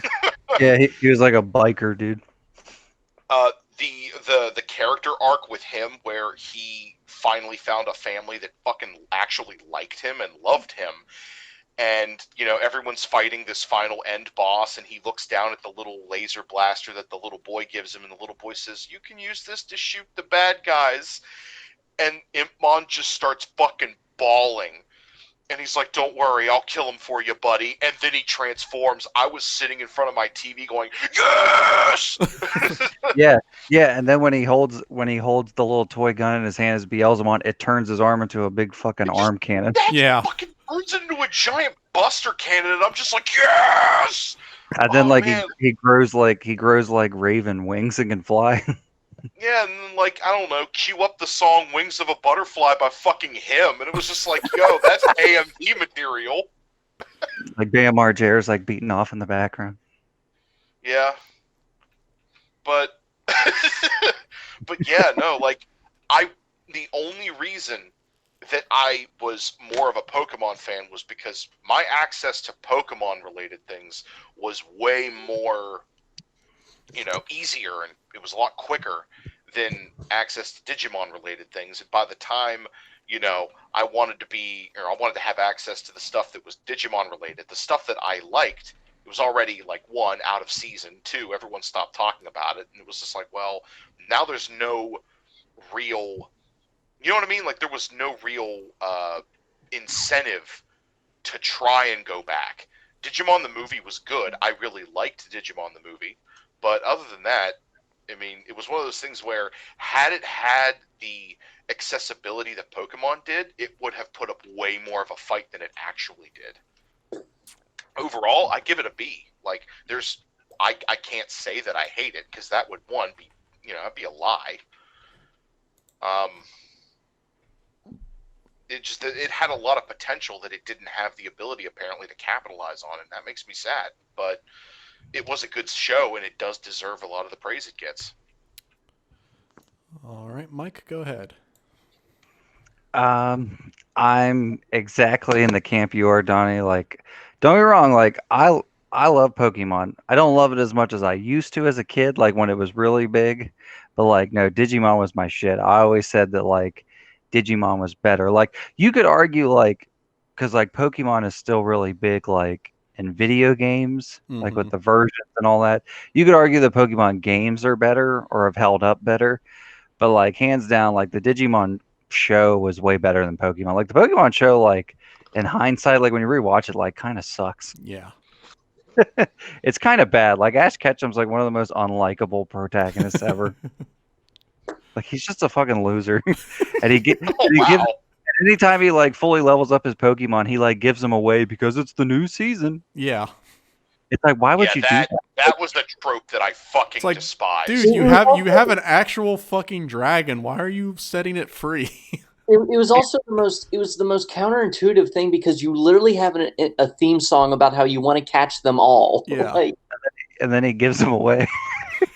Well, the thing is too, it's like in the concept of the game, it didn't make any sense, because the whole point of Pokemon was like to level up your Pokemon, to have them as strong as you could be. But once they got strong, you got rid of them. But Pikachu's probably like level 1000. So it was a double negative, because it's just like, not only is he a loser, he's also a fucking communist. Yeah, the little red hat of his just had like a hammer and sickle on the front. But anyways, oh my god! But anyways, back to Digimon.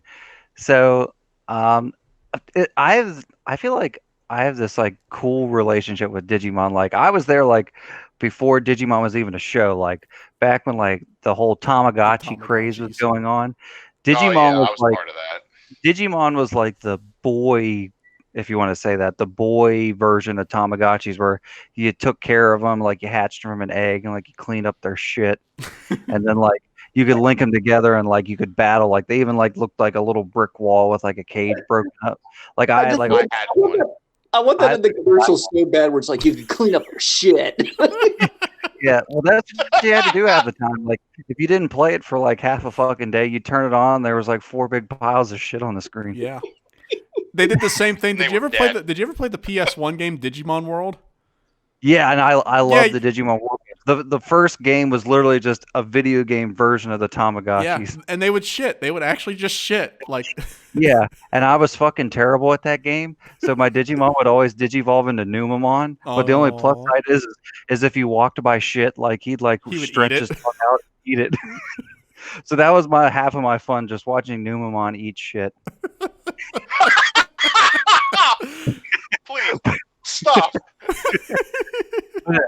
But anyways, like no, like the plot. I mean, I've rewatched Digimon. Like some of the line delivery is a little but like the plots were so good. Like there was more at stake at Digimon. Like it was about like two worlds like facing their end. Like Digimon were trying not only to destroy the digital world but the real world. And there's a lot of big context, like kids kind of having to grow up. They're stuck in this place without their parents or their family. They literally have to survive. Like it shows them like making fire and like having to like look for food and stuff like that. It had a lot more going on than people remember. Mm-hmm. And even for like a big cast, like I feel like all of the Digidestin were really memorable. Like especially Ty and Matt. Mm-hmm. Um, uh, yeah, like and season 2 was great. Like the whole like the new cast kind of like, but it was like also with an older like TK and Kari. Like I love that season, and like the Dark Master like Ken and I even like the whole one of my favorite things like aesthetically was the whole like armor digi eggs. Mm-hmm. I always thought that was cool. I had some of those toys. The toys were really cool. That was another underrated thing. Like the Digimon toys were really cool. But going further into it, like a lot of people stopped watching after season 2 because of the shift. And I've noticed a lot of Japanese shows do that. Like they'll like long running shows, like every season's like a different story, just kind Mm-hmm. of like Kamen Rider and Super Sentai. And season 3, like which is called in Japan Digimon Tamers, like that one, I always really liked the one like how meta it was, because in their world it was like our world. Like Digimon was just toys and shows and video games, and then they came to life in the real world. Um, and that one actually got pretty dark, but I love season 4. Like everybody hates season 4, and I loved it. Like that was ever the one everybody joked was the Power Rangers season. I don't know, maybe it's because I'm a Power Rangers fan. Maybe I just liked that the kids actually turned into Digimon. I don't know. I felt like it was more at stake instead of just like sending your pet to go fight for you. Like you were actually in the fight. I don't know. I thought there was more at stake in that season. That's just me, but Eh, I really like I season can I 4, can see that.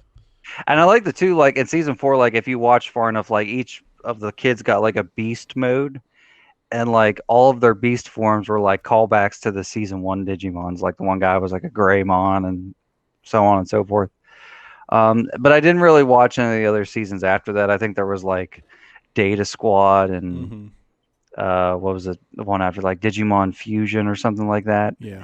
But now they've been going back to like the OG. Like they have like the Digimon movies, and then like there's like a remake of the first season going on right now. I haven't watched those yet, but I'll get to them at some point. But like and the Digimon games were awesome. Like Donnie brought up Digimon World, and the cool thing about the World games were every game was different. Like I mean, Pokemon they do the different versions. It's kind of like it gets updated over time. Yeah, like you end up getting sword, fork and knife version, chair and table. Yeah, it's like they kind of kept a similar feel, but like Digimon, like the first game was literally just the Tamagotchi game, like brought to life, Mm-hmm. and then the second game was a Dungeon dungeon. crawler. Like you literally got in this thing called the Digi Tank, which was like this living tank, and you go through dungeons, and then you'd had these like RPG battles where you had like 3 Digimon, and then the best one was Digimon World 3, which Open kind of world did. RPG. Yeah, it was like an open world RPG, and that one kind of was like season 3, where like the plot was like you were kids, and like you go into like a virtual reality game. Like Digimon's just like a VR game, but then you get trapped in the VR and it kind of becomes real, and like you have to train like your Digimon like an RPG, and like that one was a lot of fun. I remember me and Andrew played that all the time. And then Digimon World 4, that's the one I played the least, but that one basically played like Gauntlet. Like you literally played as like it was like a 4-player game where you play as Digimon, but you could like pick up swords and guns and shit. But But what do you rate Digimon? I would rate I would give Digimon an A. I think it's highly underrated. I think it's a great series. I think people who haven't given it a chance should give it a chance. And the people who have only watched like the first 2 seasons should give 3 and 4 a chance. And just one more thing to throw out. I love the movie. The Digimon movie was awesome. Yeah, And the movie is I good. didn't get to see it in theaters, and I wish I did.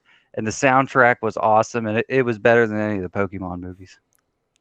Like when War Greymon and Metal Garurumon became Omnimon, like I shit a brick. Like, but yeah, it's a solid A for me. All right, go ahead, Blake. So, man, I mean, I loved the first two seasons as a kid. Like there was a period of time where it was my favorite show. Yeah, I had all the like the minifigures. Um, I just season one was great, and then like you said, Donnie, season two like surpassed it. Like season two was like a great sequel season, and unfortunately, the ending to that story, I can't explain to you the feeling of disappointment in me when I tuned in the first morning of season three, ready to go. And all I had seen was like 30-second teasers for it where it would just be a montage being like, Digimon season three starts this date. And I'm like, oh, awesome. And then I turn it on and it does that thing where it's like, oh, the first two seasons, we're just a show within a show. And this is supposed to take place in our world. And it was just a toy all along. And I'm like, even as a little kid, I'm like, was so terminally underwhelmed. Like, I almost went to a coma. I'm hearing, bro. I'm hearing in your voice that eat shit. Yeah, yeah. Like, season 3 is good. You know what? Honestly, if I were to like go back to it now and like maybe watch it with Emma and just watch it with like an open mind, it probably was. But it's just I just wanted to see a sequel to one and two. But I guess you could say like, well, they wrapped it up. What they ended the story. What more was there to it? They did kind of like they were all like adults and had kids and shit and jobs. Like they did kind of wrap up 1 and 2. And but yeah, and then like with the movie, I just thought it was weird how the movie was like this weird filler episode almost that took place at like another point. Like I was expecting like the movie to be like an epilogue to the show itself, or at least season two. But I guess it came out before season two was over, and It came out. It came out in the middle of season 2. yeah, it was just like this weird epilogue, and I was like, oh, okay.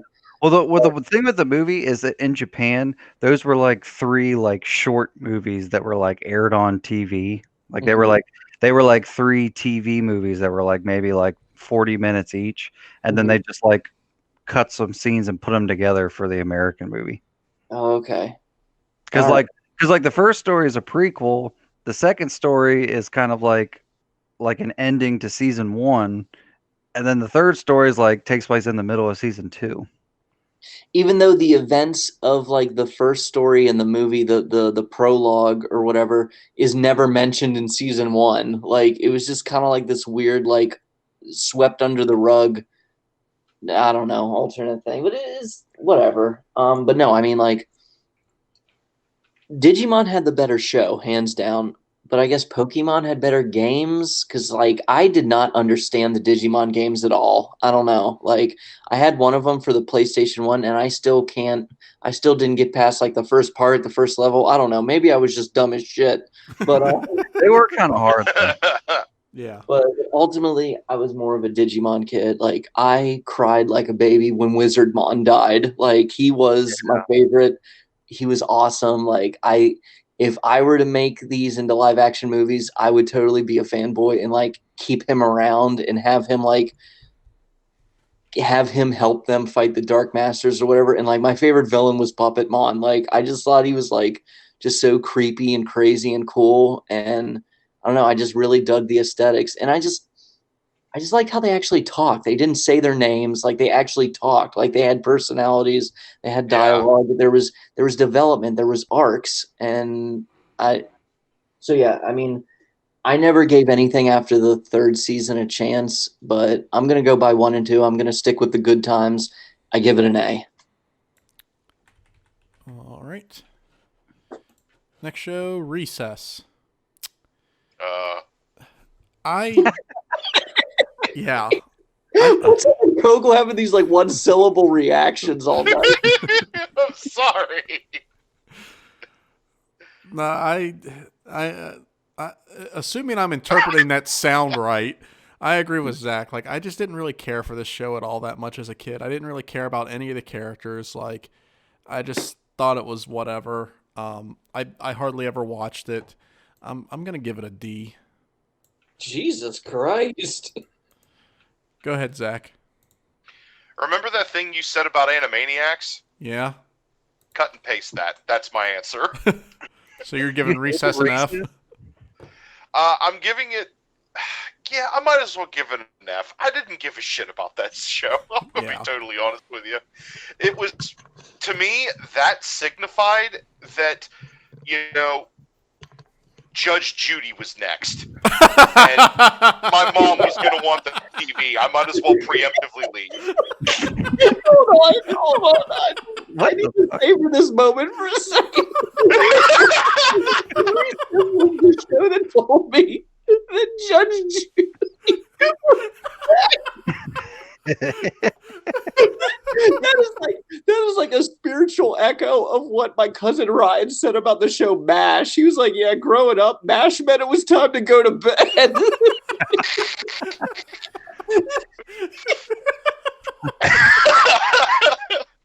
I didn't know what I was gonna say was gonna be so damn prophetic. That totally topped me calling Ash Ketchum a communist.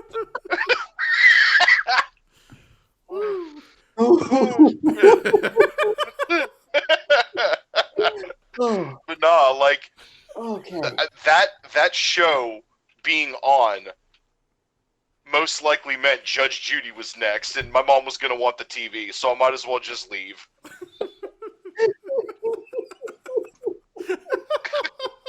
So petty. But yeah, I'm not even gonna go any farther than that. Who else wants the floor? Go ahead, Mike. I guess I'm in the minority because I actually liked Recess. Oh, well, okay, next. I don't know. I mean, I wouldn't say it's like, it wasn't. Mike's mom like, didn't watch Judge Judy. No, I don't think she did. I feel so bad for Mike because Michael gets interrupted so much, but he's such a good sport about it. But it's all in the matter of fun. But I mean, it's one of those things. Like, yeah, it wasn't a groundbreaking show or anything. It was like Batman or anything. It didn't move you or make you feel a certain way. I don't know. It reminded me of the time I was at in my life. Like, the kids in the show are like fourth graders. I think I was like in the fourth grade when the show came out. I think I don't remember the exact year, but like, it was just a fun show. Like, kids being on the playground and doing stupid shit. Like, the one dude was like the fifth grader, and I guess he was the most popular kid, and he was like the king of the playground. He even wore a crown and shit.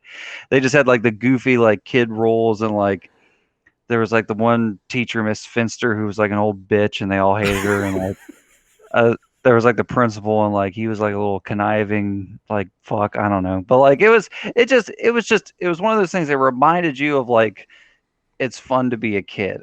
And I remember a lot of the kids. Like, TJ was the coolest. He was the kid, the stereotypical 90s kid with the backwards cap. Like, he was the cool kid. Yeah, he was the mascot for Burger King in the 80s. Yeah.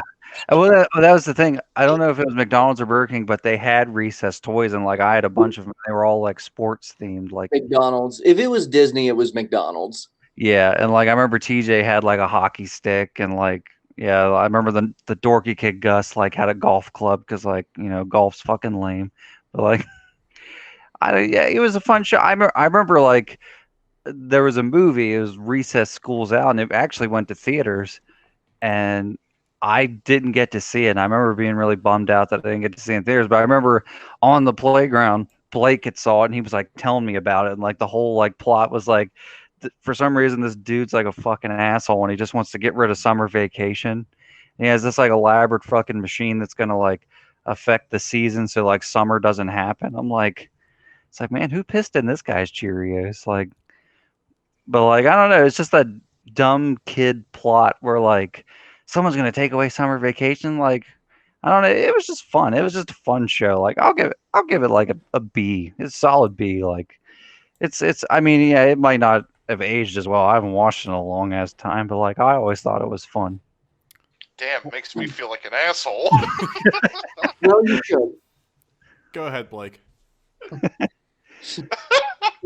It's amazing you remember that conversation, Michael, because I literally do not remember the movie at all. I must not have thought about that film since that conversation with you. It's funny because the entire plot that you just said of the bad guy was a smear tactic against John Kerry in 2004. But he's going to make it go to school in the summer. No, your older cousin told you that. Shut up. Anyway. Recess is the reason John Kerry didn't get elected. There's the plot. There's the title for this video. God damn it, Disney. But anyway, I mean, Recess. I'm totally in the same boat as Michael. Like I was. It wasn't profound or like a masterpiece like some of the other stuff we've talked about. But whenever I would watch it, I was content. I was entertained. I was pleased. One memory I remember having specifically was every time I would go on vacation, we would make it a 2-day thing where we would stay at a hotel the night before we finally got to whichever beach we were going to. And, in the 90s, the TVs, like they only had like a handful of channels. They didn't have that many channels at the time. Mm-hmm. So, I would wake up the next morning and mom would be like, oh, your dad went out to get breakfast and bring it back, and just turn on the TV and watch something until he comes back. And while you're packing up your stuff, out of the, and we should be at the beach later today.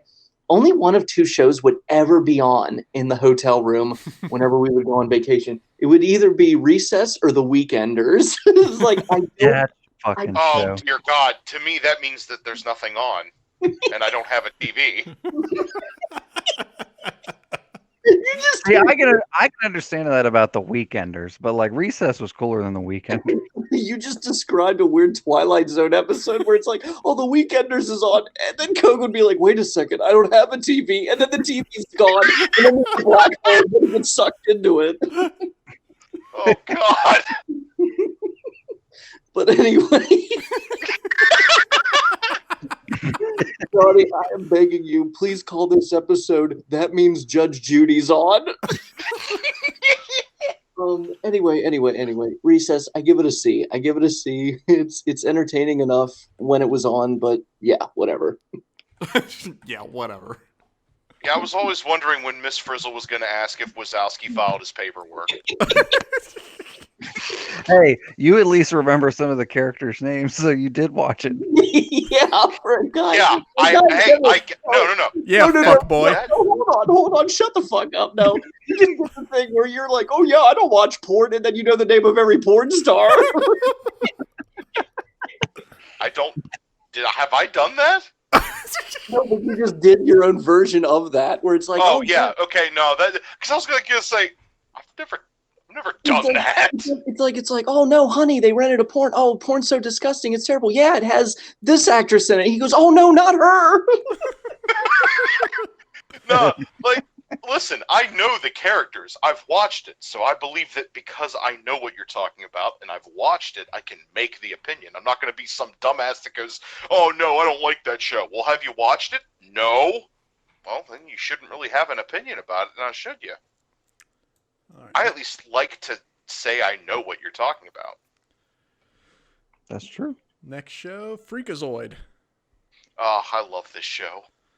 Yeah, as a kid, I really loved the show. I watched it a lot. I haven't watched this show probably since elementary school. So it's another show that I remember watching a lot of, but I don't remember any specific moments from it. It wasn't one of my favorite shows, but I did enjoy it. I'm gonna give it a solid B. Mike? I remember there was one clip from that or where Zach, his go mom's ahead. like, oh, I'm sorry. I was just gonna say there was one quote from that. There was one quote from that show that I loved. It was, "You should go outside, but get off that computer. But this computer is my life. That's so very sad." Well, go ahead, Zach. Yeah, Go ahead and rate Freakazoid since you went ahead and jumped the gun. Oh no, I was excited. Excuse me, but yeah, no, I liked this show. I'm sorry, I am the kind of person that resonates with the lol so random, but I like there to be nuance with that lol so random. Like, I Well, like that's why the Freakazoid is so much better than Animaniacs, because Freakazoid had nuances. yeah. That's See, that's true. the thing. Like, there were a lot of like when I say adult jokes, they were basically like adult level on the sense of like what's it called? Monty Python level. Like, you're not going to get this unless you're a tax-paying citizen kind of adult. I think that's the best way to put it. Wesley Snipes wouldn't get it. Yeah, no, Wesley Snipes didn't get that joke. But yeah, no, I really loved that show. I really loved how like it blended like the random humor with slapstick and Cosgrove, why don't you get married? Because I like meat too much. Well, you can still get married and like meat. Huh? I never I, thought of I didn't know that. that. It was just like, It's like, what? did anyone else think that was What? an lying gay joke? I I don't know, and quite frankly, I don't care. All I know is I laughed, and that was what mattered. Well, what do you rate it at? But rate it, I give it an A. I not only enjoyed my time watching that show, I ate up all the jokes and references that they came up with. Like maybe this show may be a reason for the type of humor that I have. I don't know. I'm not a doctor. Imagine a live-action Freakazoid movie starring T.J. Miller. One, fuck That would be T.J. Miller. Two, it should be Ryan Reynolds, even though he's already Deadpool. Yeah, no, I That actually would true? pay to see a Ryan Reynolds in a Freakazoid movie. I'd do it. What about Dane Cook? 10 years ago, yeah. Yeah, More like 14 years ago. Yeah. Yeah. I don't know if he's too old, but Sam Rockwell. Yeah, I feel like it has to be a guy like in their 20s. Yeah. I don't know. Yeah, Well, yeah, because of his alter ego. yeah. Well, go ahead, Mike. Go rate Freakazoid. I'm gonna be in the same ballpark as everybody. Like, I loved Freakazoid. I watched it all the time. I mean, Blake will get to it eventually, but like, I know like he was a huge fan of it. I remember me and him on the playground like talking about it all the time. Um, I remember the theme song. Like, the episodes always stuck out to me. Like, I don't think it was the first episode. They showed it later, but he had like a 2-part episode that was like his origin story, and it kind of made fun of like E.T. I remember like it kind of did like the Reese Pieces thing where like something like followed him home. And like it was like the whole thing, like he gets like sucked inside his computer, and for some reason that turns him into a fucking freakazoid. But um, yeah, there was so many funny jokes. Like I don't know why there was this one episode that was like it was kind of making fun of when Superman's like ship is like coming to Earth, and Yeah. like you see this ship like pass by like this planet, and out of nowhere, Freakazoid just pops out and goes, that's "That's greatest. Uranus." Like that was the funniest fucking thing as a kid. Just like he said, Oh Anus. shit! It And, was like it was summed up best by like a random YouTube comment. It was like he didn't have to say it. He didn't need to say it. Nobody was expecting him to say it, but he still said it. and it was glorious. I know. And one of the little like side, like it was kind of like an undertone joke that I used to always think was so fucking funny as a kid. And I feel like I remember telling Blake this and him laughing. Like his main thing is like he has like super speed. He's kind of like a weird version of the Flash, but like he has a freak mobile. Why does he have a car if he has super speed? Like they even bring up sometimes his legs get tired. it's just like I remember they always brought it up in like the theme song is like drives around in the freak mobile. It's like, why does he have a freak mobile? Like he runs really fast. For licensing and toy rights. Yeah. And I was thinking, did Freakazoid have a toy line? If they did, I don't remember. Yeah, it's like if they did, I would totally buy some of that shit. But like I don't even know if it had like Burger King or McDonald's toys. Yeah. It had some stuff. Okay, but yeah, no, it was a great show. It's tons of fun. I would give it, for nostalgia purposes, I'll give it an A. All right. Go ahead, Blake. I love Freakazoid. Like, is with I guess the Spielberg Amblin stuff, like Pinky and the Brain, Animaniacs, Tiny Toons. This is my favorite. Like, I loved the joke that like Michael just brought up. That Uranus, just so unnecessary, but he still did it.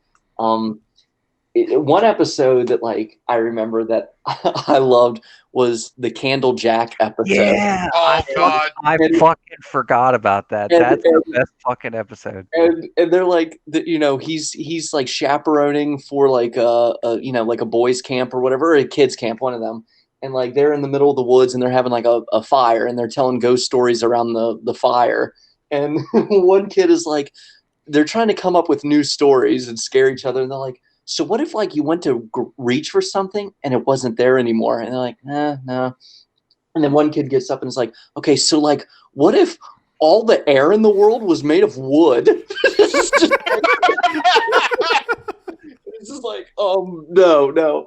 And finally, Freakazoid goes, what if TBS gave Sinbad another sitcom? And they all start screaming in horror.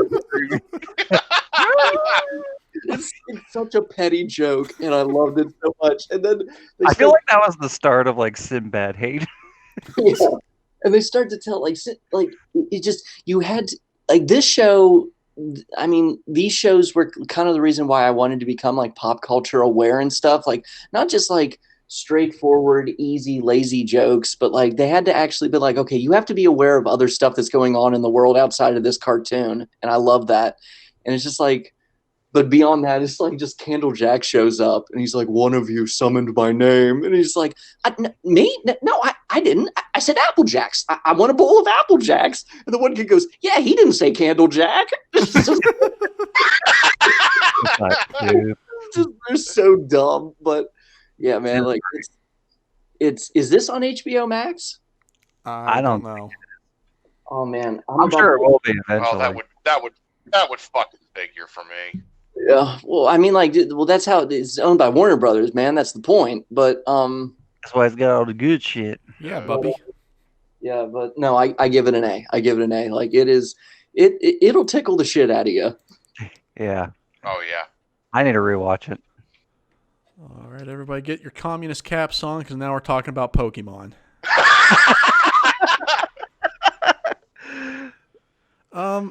Pokemon, I was into it at first when it first came out when I was a kid, but I was mostly into it because all my friends were into it, and I just fell out of it really quickly. Like, I was only into Pokemon up until partway into Generation 2. I think he went to Johto in the anime series. Yeah, the Johto League. Yeah, the Johto League is where I like just tuned out completely and never went back. I think Pokemon is. I think it's always been a bit overhyped. I think the only reason it managed to get as big as it did is because it had Nintendo backing it as heavily as they did. Yeah, that's true. I'm going to give it a C. Mike, go ahead.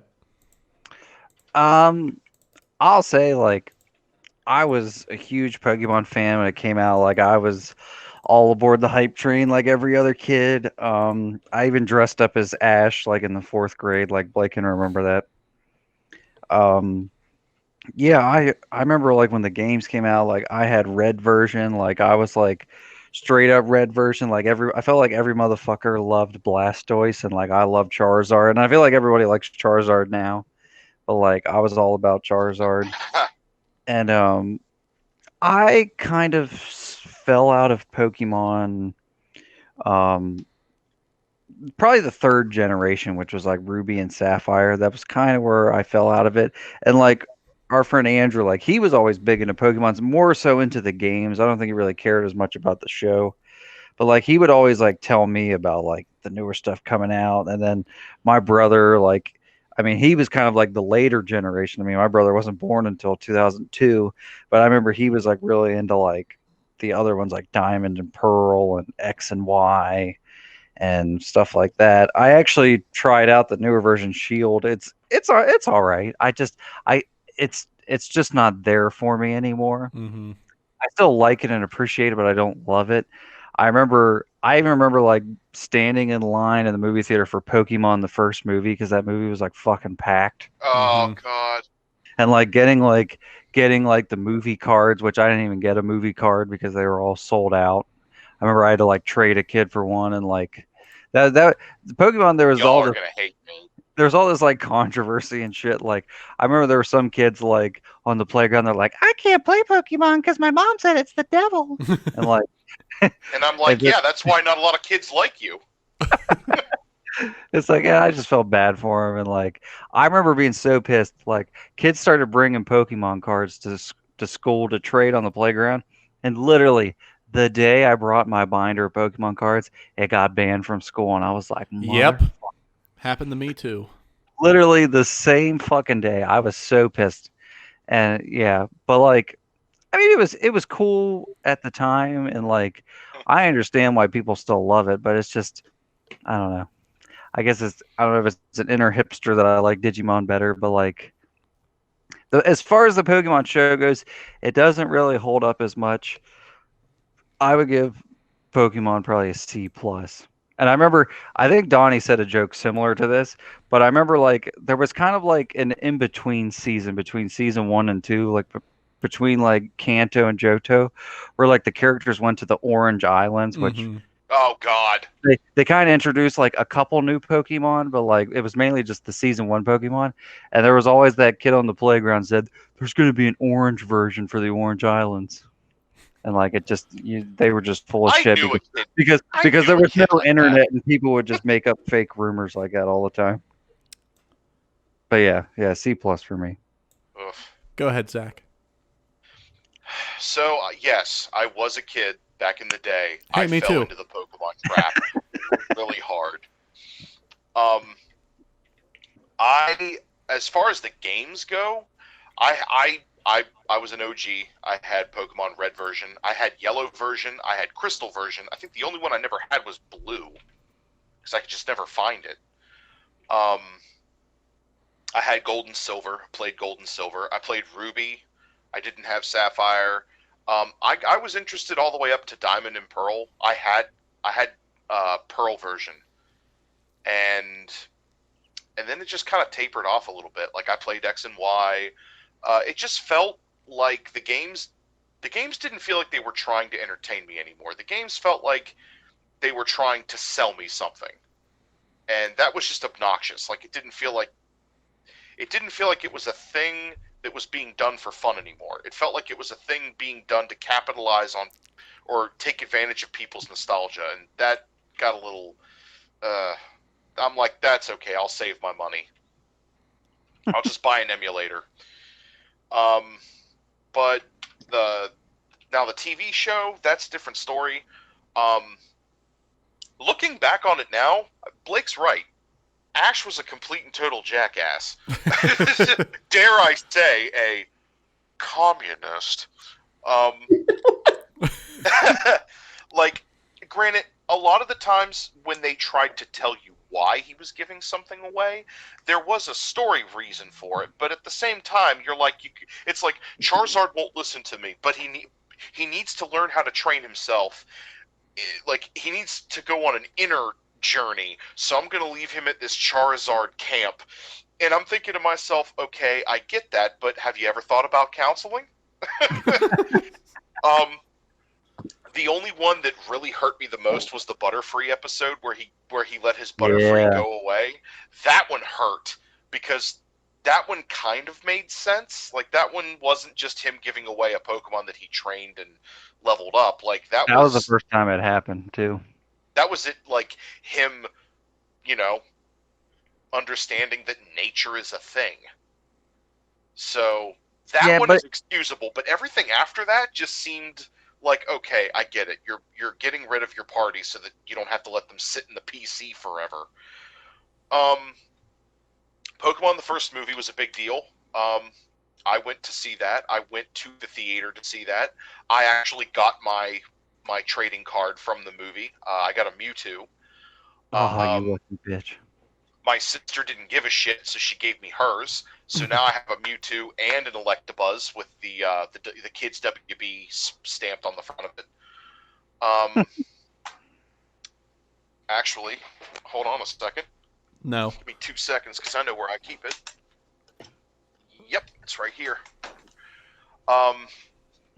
In fact, my Pokemon card collection is like sitting right here on a shelf. And if I flip the first page, boom, yep, Kids WB presents Pokemon the first movie. There's my Mewtwo. Nice. But yeah, I collected the cards. Once we got past the first set of cards to collect, I lost interest completely. Mm-hmm. It was, I don't know. I don't know why. This is one of those things where it was good.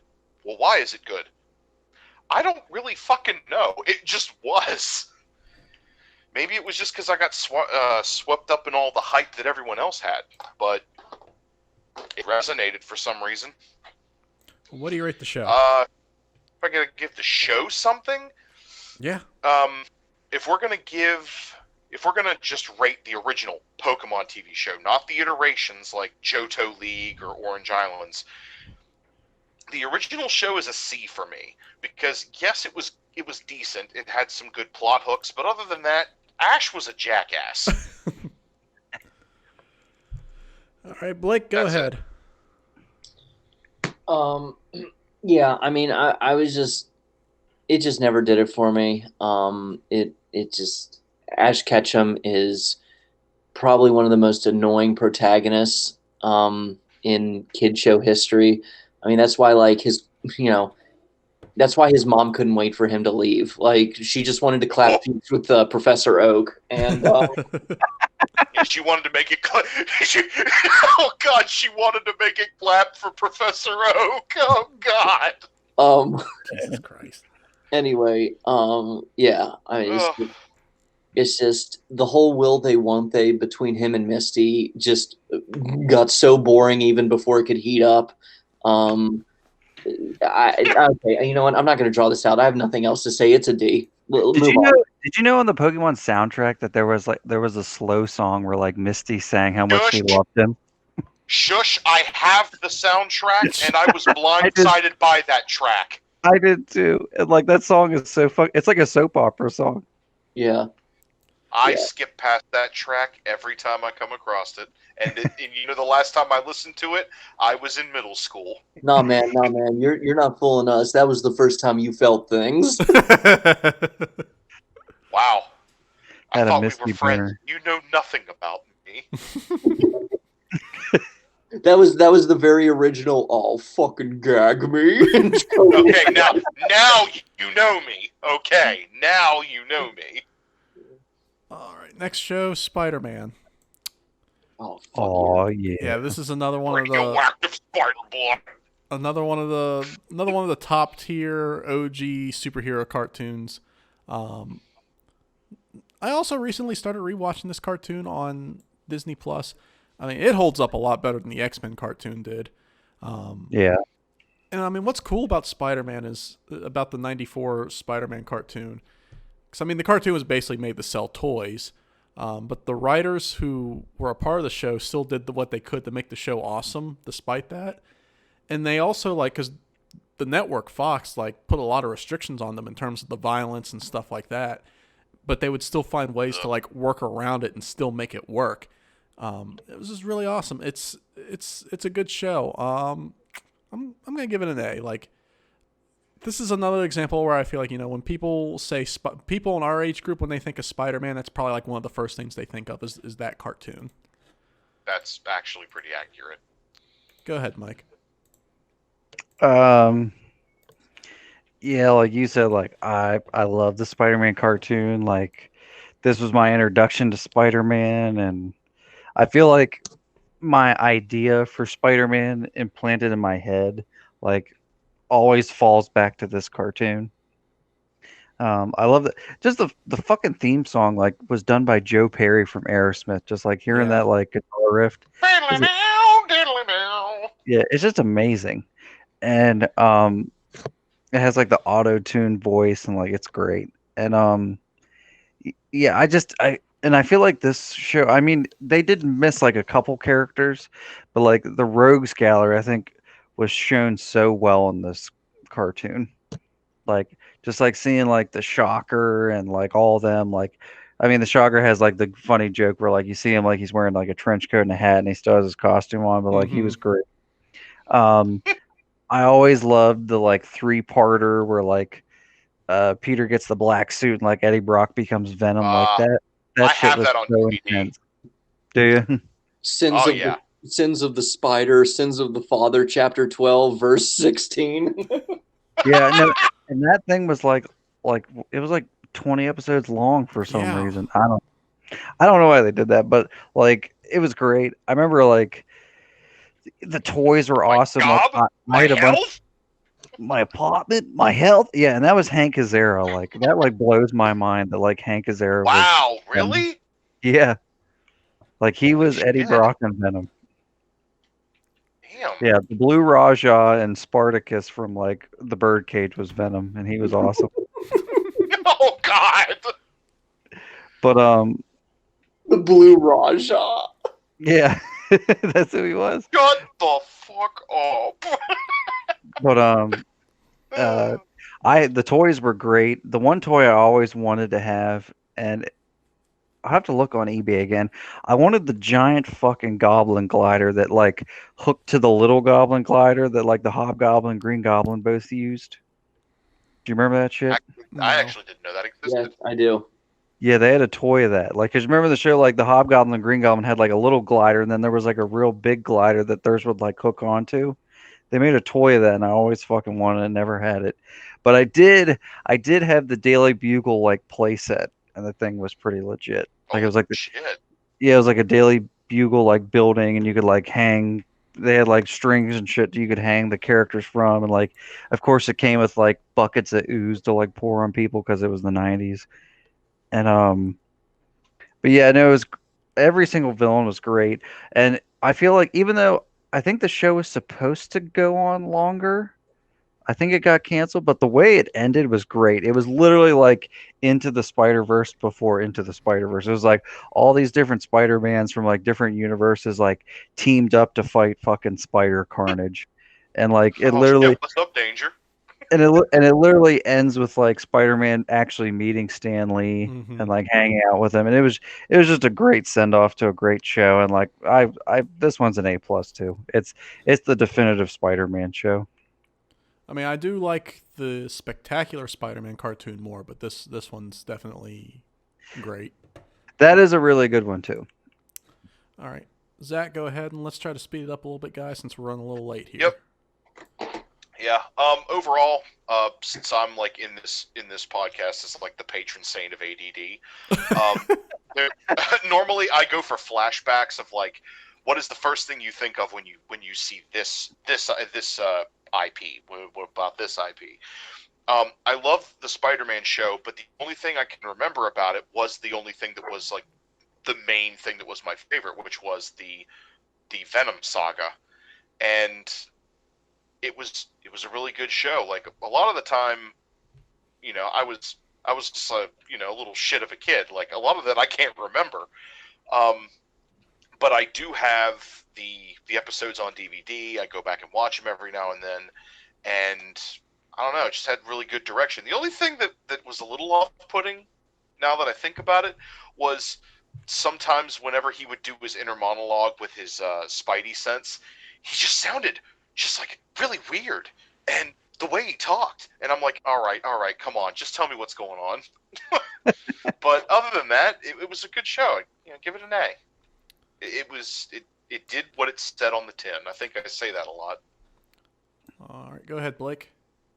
I love this show. I mean, like, Batman TAS and Batman Beyond may be the GOATs, but I mean, this is definitely, for me, it's number 3. It's better than the X-Men show, but yeah, it's for sure in the top 5, definitely top 3, whatever. Sorry, that just got really redundant for no reason.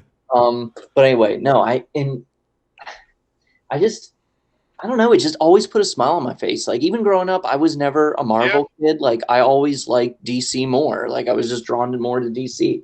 But I was like, you know what? Like that Spider-Man cartoon, that was damn good. And I feel like if it wasn't for this show, I would not have given a shit that the Spider-Man movie was coming out with Tobey Maguire. Like Oh I yeah, definitely. I feel like this made me give a shit about Spider-Man from the get-go. And like the toys were fun, it was colorful, and no, I give it an A. And one random thing is like Kogel mentioned it, his monologue, his like self narration, where he's basically just talking to himself or whatever to get him through the day. I actually fucking love that. I wish he actually did that in the movies. And honestly, I find myself doing that. Like that actually implanted itself. That made a big impression on me, and it kind of like became a part of my inner personality. Like I'll just be driving around, almost doing that voice, being like, "Emma's not feeling well today. What could be wrong?" Like, I mean, they kind of tried to do it in the movie, but it has that like really cheesy line where it's like, "The story of my life is not for the faint of heart." yeah. Yeah. Or like that one moment that Donnie doesn't like, where he's like, "Why can't I have what I want?" And it's just, dude, like for real, like that actually stuck with me. It's almost like a curse. It's just like, shit. It's your gift, Really your cost me hot curse. dogs. I guess I'll go to Sonic now. I hope they also have good fries. Oh God. Well, speaking of Sonic, the next cartoon is Sonic the Hedgehog. All right, thank you, Donnie. Sorry. The Sonic the Hedgehog cartoon. I mean, as a kid, I wasn't much of a Sonic fan. I didn't even own a Sega. I knew who Sonic was. I didn't watch this cartoon a whole lot. What I saw was pretty much take it or leave it. I'm gonna give it a C. Which Sonic show are we talking about specifically? The original one. Like the one where it was Jaleel White? Yeah. Okay. Go ahead, Mike. I remember like seeing reruns of this. I think they used to show reruns on like Kids WB. Um, I thought it was a good show. It was fun. I don't know why, but like I was for at first I thought we were talking about like Sonic Underground, which that obviously came afterwards, where like all the Sonic characters were in a band. But like We'll be this talking one, about that one soon. oh okay, and like this one, like I think it followed mainly like Sonic and Tails, right? Yeah. Yeah, I mean I can't really pinpoint any episodes out, but I remember liking it. Um, like I mean I had a Sega, but it was more like my dad, so I didn't really play it a whole lot. And I don't even think I had Sonic when I was a kid. So like I always liked Sonic. I kind of got more into him like when I was a preteen, like with like Sonic Adventure 2. But like I remember watching the show and liking it, so I give it like a C, C plus, C plus. Go ahead, Zach. I admittedly didn't watch this show, not because I hated it, just because I didn't really have access to it. I've heard things about it. I mean, I know that Jaleel White is the voice. I really don't feel like I can fairly like give it a rating, All just right. because I didn't get to see it. All right, then go ahead, Blake. I have little to no memory of the show, so pass. All right. Second Sonic show of the evening, Sonic X. Now this show, I watched this show every weekend, every Saturday morning. I actually really enjoyed this show. This show actually made me interested in Sonic the Hedgehog, which is a little unfortunate because after the show is when Sonic had that really dark period in terms of his games. Right after this show, the Sonic 2006 game came out. And Sonic 06. yeah, that was the first Sonic the Hedgehog game I ever played, and it was Oh, atrocious. It was not fun. It was also the first game I got on the PS3, so just not a good time. But this show, I really enjoyed the show. Really good. It was anime style Sonic the Hedgehog cartoon. It was just really cool. I'm gonna give it a B. Zach? Same answer as before. I never really saw this show, so I can't really give an opinion. NA. Mike? Um, So Sonic X was the one on the Fox box, right? Yeah. Yeah, that one was a lot of fun. I feel like I remember that one a little bit more than the original one. That one, kind of the same opinion. Like it was a lot of fun. Like I feel like I was in more into Sonic then at the time because like I like Sonic Adventure 2. But yeah, I'd probably give it the same grade, C plus. I liked it. It was fun. All right. Blake? Did this like play around the same time as like the Ninja Turtles reboot? Yep. Yeah. So I think I maybe only watched like a few minutes of it, so I'm gonna have to pass. But no disrespect to it. It looked cool for what it was. I just never got around to it. All right. And the final Sonic the Hedgehog show for tonight, Sonic Underground. Yeah, like When Mike mentioned. did this come out? What's that? I'm When out did too. this come out? When did it come out? Yeah. I want to say like 93. It was like early 90s. Yeah, I think it was the Jaleel White one first, then Underground, then X. Yeah, and like So Underground only lasted for like a season. Yeah. It didn't last very long. well, fast forward. You can skip me when the time comes. Okay. I have no idea what you're talking about. Well, Sonic Same Underground, here. I remember Sonic Underground. Like I watched it more than the original cartoon. Like Mike said, it's the one where it's like it's him and he's got like a brother and a sister, and like the brother's a green hedgehog and the sister's a pink one, and they got like they're in a band. Like I think his brother plays like the drums, Sonic plays guitar, and his sister plays bass, and they're like instruments are also their weapons. It's really it is like the epitome of 90s cartoons. It was just a really weird show, but it had some sort of weird charm to it. I remember liking it as a kid. I don't know if I would like it now. I feel like it'd be kind of silly if I were to watch it now, but I'll give it a C. Mike?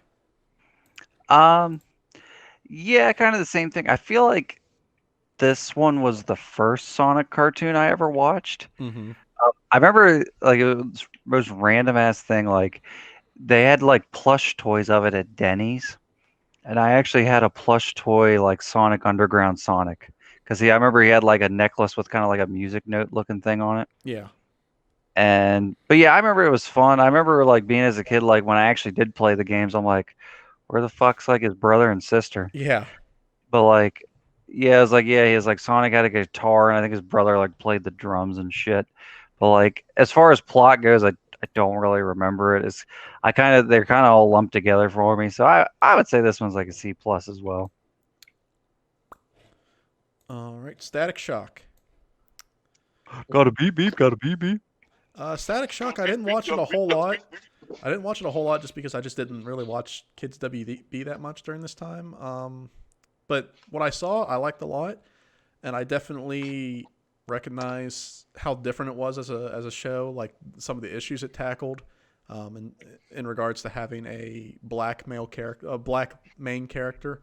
You know, it's kind of a shame that they haven't done more with the character since then. Yeah. Because I remember him being super popular at this time. Didn't they have something with Old Man Static? Yeah, in an episode of the Justice League. And Right. and Static too. Like the episode Static went to the future. He teamed up with Terry and met his future self. Yeah. Right. But I'll give Static Shock a B. What about you, Mike? I love Static Shock. I feel like it was kind of like, I mean, even though he is technically an original character, I always felt like he was kind of like DC or WB's attempt to kind of reinvent like Black Lightning Mm-hmm. for the better name. I always like the concept of just like he's just like a normal everyday kid.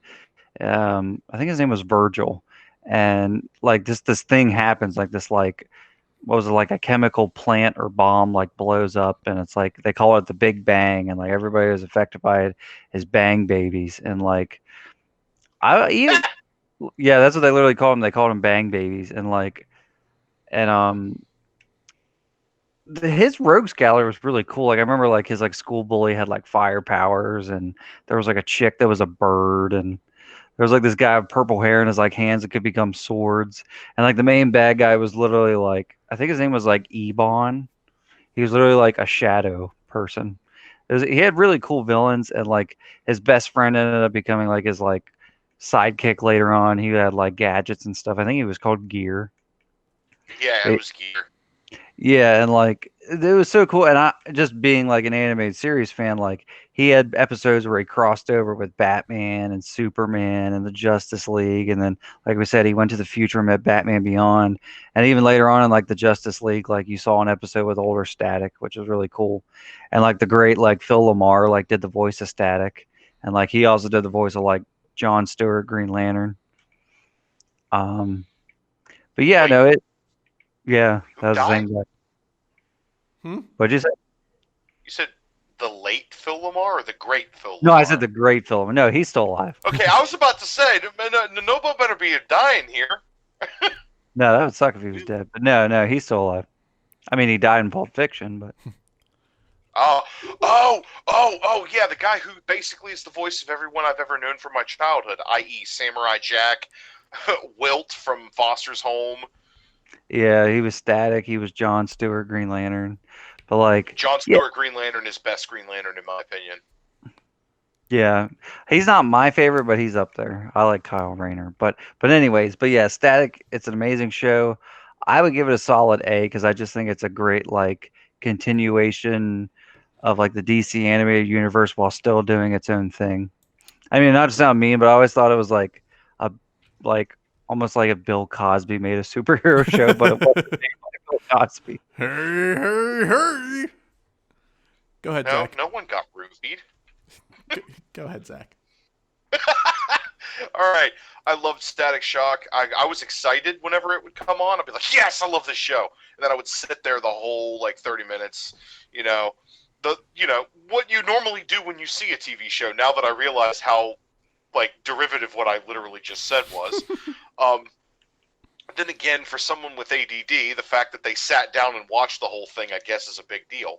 I really did enjoy the villains. I basically just enjoyed the shit out of that show and give it an A. Like, in the fact that it also connected with other things on this list that we gave A's to should also give you some semblance of, like, oh, well, of course it's going to do well.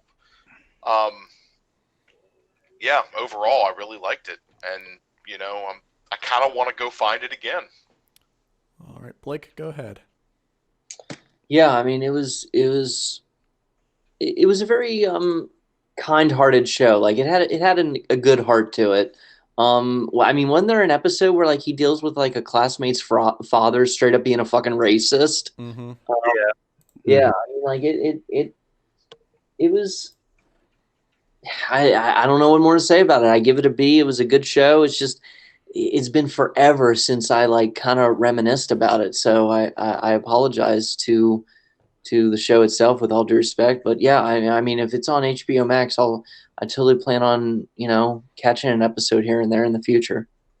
All right, next show, Superman the Animated Series.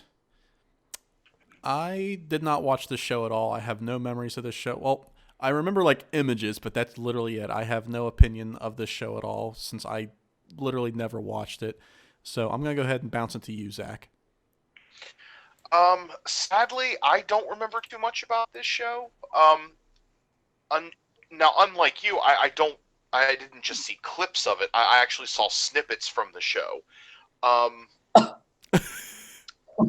Like, Okay. not okay. You know what? I'm just gonna round it out and just say give it a B. Like, it's good, but it kind of felt like it was riding the coattails of Batman the Animated Series because it did really well, and then because it did really well, everything else just kind of spiraled out from it. There was no real bad thing about it. Like, if it had any bad thing about it, then other things like it would have those same bad things. So, that's about it. All right, Mike, go ahead. I actually really liked Superman the animated series. I watched it quite frequently. I mean, I didn't watch it as much as Batman. I feel like I saw most of the episodes. Um, I thought they really did like the Superman mythos and lore really well. Um, one of the things that's actually really questionable for Superman fans is they actually kind of depowered Superman a little bit, which people a lot of fans that aren't Superman fans like complain that Superman's too overpowered. Like he's like when he would punch someone, like he wouldn't like completely like fucking destroy them. And like he also like one of the things too, like he couldn't breathe in outer space, so he had to like wear a spacesuit and stuff. I hated that. Yeah, I remember you said you didn't like that. I mean, the whole like not breathing in space, like I could care less. Like it's like just have Superman be able to breathe in space. But like I can understand like lowering his strength a little bit to make him a little more relatable. Like if a supervillain like hit him like he actually felt it. Like I mean that was interesting, I guess. But my biggest memory of it is the Batman Superman movie, where it was that animated movie where Batman and Superman finally crossed over, and like Lex Luthor and the Joker teamed up. That episode was like, well, I think it was like a 2-part episode they released as a movie, but that was the fucking shit. That was fucking awesome. Like that was my dream come true as a kid seeing them together. I actually own the Superman animated series on DVD. It was the second in Charles, like really cheap, but I haven't opened it up yet. I need to rewatch it, but I would give it a B. Like it's a fun show. Like I think it does Superman justice, and like it really shows off his rogues gallery. All right, Blake, go ahead. So, and I apologize, I'm going to take more than a couple seconds on this one. So, It's because he's the Superman guy. Mm-hmm. oh, I'm sorry. I hear my little girl crying. You know what? Just come back to me on that, but just move on to the next show. I'm sorry. All right. Well, next show is The Tick. Yes. Oh Unfortunately, my God. Unfortunately, this is another show that I really have like next to no memory on. I maybe saw a handful of episodes. I couldn't even tell you. I can't even remember the name of his sidekick. So I'm gonna pass on rating this one. I can't think of his name. He's a moth. Yeah. Mothman. Well, It was literally Mothman. So just Mothman? Yeah. well, I'm gonna go ahead and pass it to you, Zach. Well, I grew up watching the show. I have fond memories of me, my dad, hell, even my mom sometimes sitting around watching this show, and like it was that dumb humor, if that makes sense. Or clueless humor, probably be a better word for it. Where one of the best examples is where the Tick is trying to learn how to do normal people stuff, and he throws stuff in the clothes washer, throws in the detergent. He's just like trying to figure out, maybe should I turn this knob? And then he finally gets it. He's like, yes, I'm doing laundry. And that fucking killed me. And sometimes my dad would do that shit just to reference the show. My mom would be like, no, that's my department. You let me in there. No, my mom was defensive about laundry. It was just something she liked to do. Yeah, that show, like all the jokes, like it wasn't lol so random humor, but it was that like nuanced dumb humor. And I don't know, I really have fond memories of that show. I even have like how tall was this? Like one of those, like a really tall like action figure doll of the Tick that you push the back of him, like a button on his back, and he just starts spewing shows from the line, or the lines from the show. God, Show dyslexia, man. He Just starts shoots out spewing lines DVDs. from the show. Yeah, no, I have a very warm place in my heart for this show. I don't care if it has any downsides to it. I will like glare at this show through rose tinted glasses. I give this an A+. My favorite thing. I need to find it on DVD. All right, Mike, go ahead. I remember really liking this show. I thought it was a lot of fun. It's one of those shows too. Like I really liked it, but like I can't think of like a specific episode. I really need to rewatch this show. I remember I remember watching a video of someone talking about the Tick, and apparently like because it is a comic book. Apparently like the comic book is like way darker. Like it's almost kind of like The Mask. Yeah. Yeah, like, that's what I've heard. Or like apparently like the show this like Tick's origin, like he like escaped from like a mental institution. That wouldn't surprise me. And I think that's kind of like what it was like Kogel was saying, like the jokes they have were like he only knows how to be a superhero, like he doesn't know how to do like normal things in life. And that's kind of what his sidekick did. He was kind of like the mediator of it. Yeah. Um, but yeah, and like I know they like did like 2 live action shows. Like there was one with that one guy, and I can't think of his name, Patrick Patrick Warburton. Warburton. Patrick Warburton. And like I heard a lot of people like that, but it got canceled. And then like there's some It was decent. it was yeah, and like even though like they show his whole face in it, like he actually like seemed like he'd be really good as the Tick.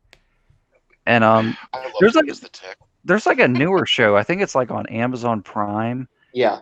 I think Yeah. I heard some people say they liked it, but like anytime I see a commercial, I'm like, his outfit's like fucking horrible. like, like he looks like a really bad cosplayer. But Like, isn't that supposed to be kind of the point of the Tick? well, I mean, I Sorta. guess so, but like I always, I mean, I guess I imagine the cartoon and the Patrick Warburton more were like the Tick's like overly buff and stuff. Hmm.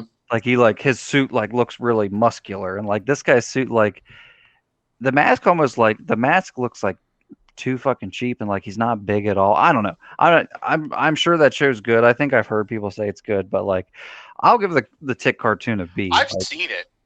I've actually seen the one you're referring to. It isn't really that bad. I thought I would hate him as the Tick. He's decent. He's no Patrick Warburton though, because I mean, I really love the fact that we get this guy playing the Tick. yeah. But like you can't top that. So what you do with what you have is commendable, and what that guy did was commendable. Like he tried to be the Tick, and I mean he did a good job. Yeah. So yeah, but going back to like the original Tick show, like I really need to rewatch it, but I'll give it a B. All right, Blake, since you're back, go ahead and rate Superman. Sorry about that. Her teddy bear fell out of her crib. So, No. but anyway, I get a double whammy here. I got to do too. So anyway, Superman, like, believe it or not, like as a little kid, like before, like before 10 years old for sure, like I was actually more into Batman than Superman, and I had like all of That's hard Batman's to believe. toys. Hmm. I said that's hard to believe knowing you. Yeah. But yeah, like it is also because like, and I guess this is spoiling my opinion. I thought Batman had the better show, and like Batman had the cooler rogues gallery, and in fact, one of my biggest critiques about like Superman movies and like how other people view Superman is Superman actually has way better villains than people are aware of. We just don't get to ever see them. And the one thing I have to credit the 90s cartoon for doing is like it actually showed us Metallo and Parasite and like, you know, Yeah. other than Lex Luthor, the main villain of the series is Brainiac. Like Brainiac's very reoccurring and whatnot. And He's the one that destroyed Krypton. yeah, and it's so amazing how after all these years we still don't have a Superman movie where Brainiac's the villain. Like that's so fucking weird to me. It is. But anyway, Superman the show, I think it's enjoyable. I mean, like the voice acting is good. I mean, it's again like if you're comparing it right next to like Batman the animated series, it's just not a fair fight. Even though I love Superman more now for the majority of my life, especially.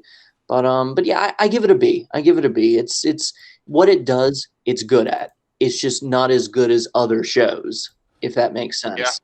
No, that's actually pretty much what I said. But and then the Tick.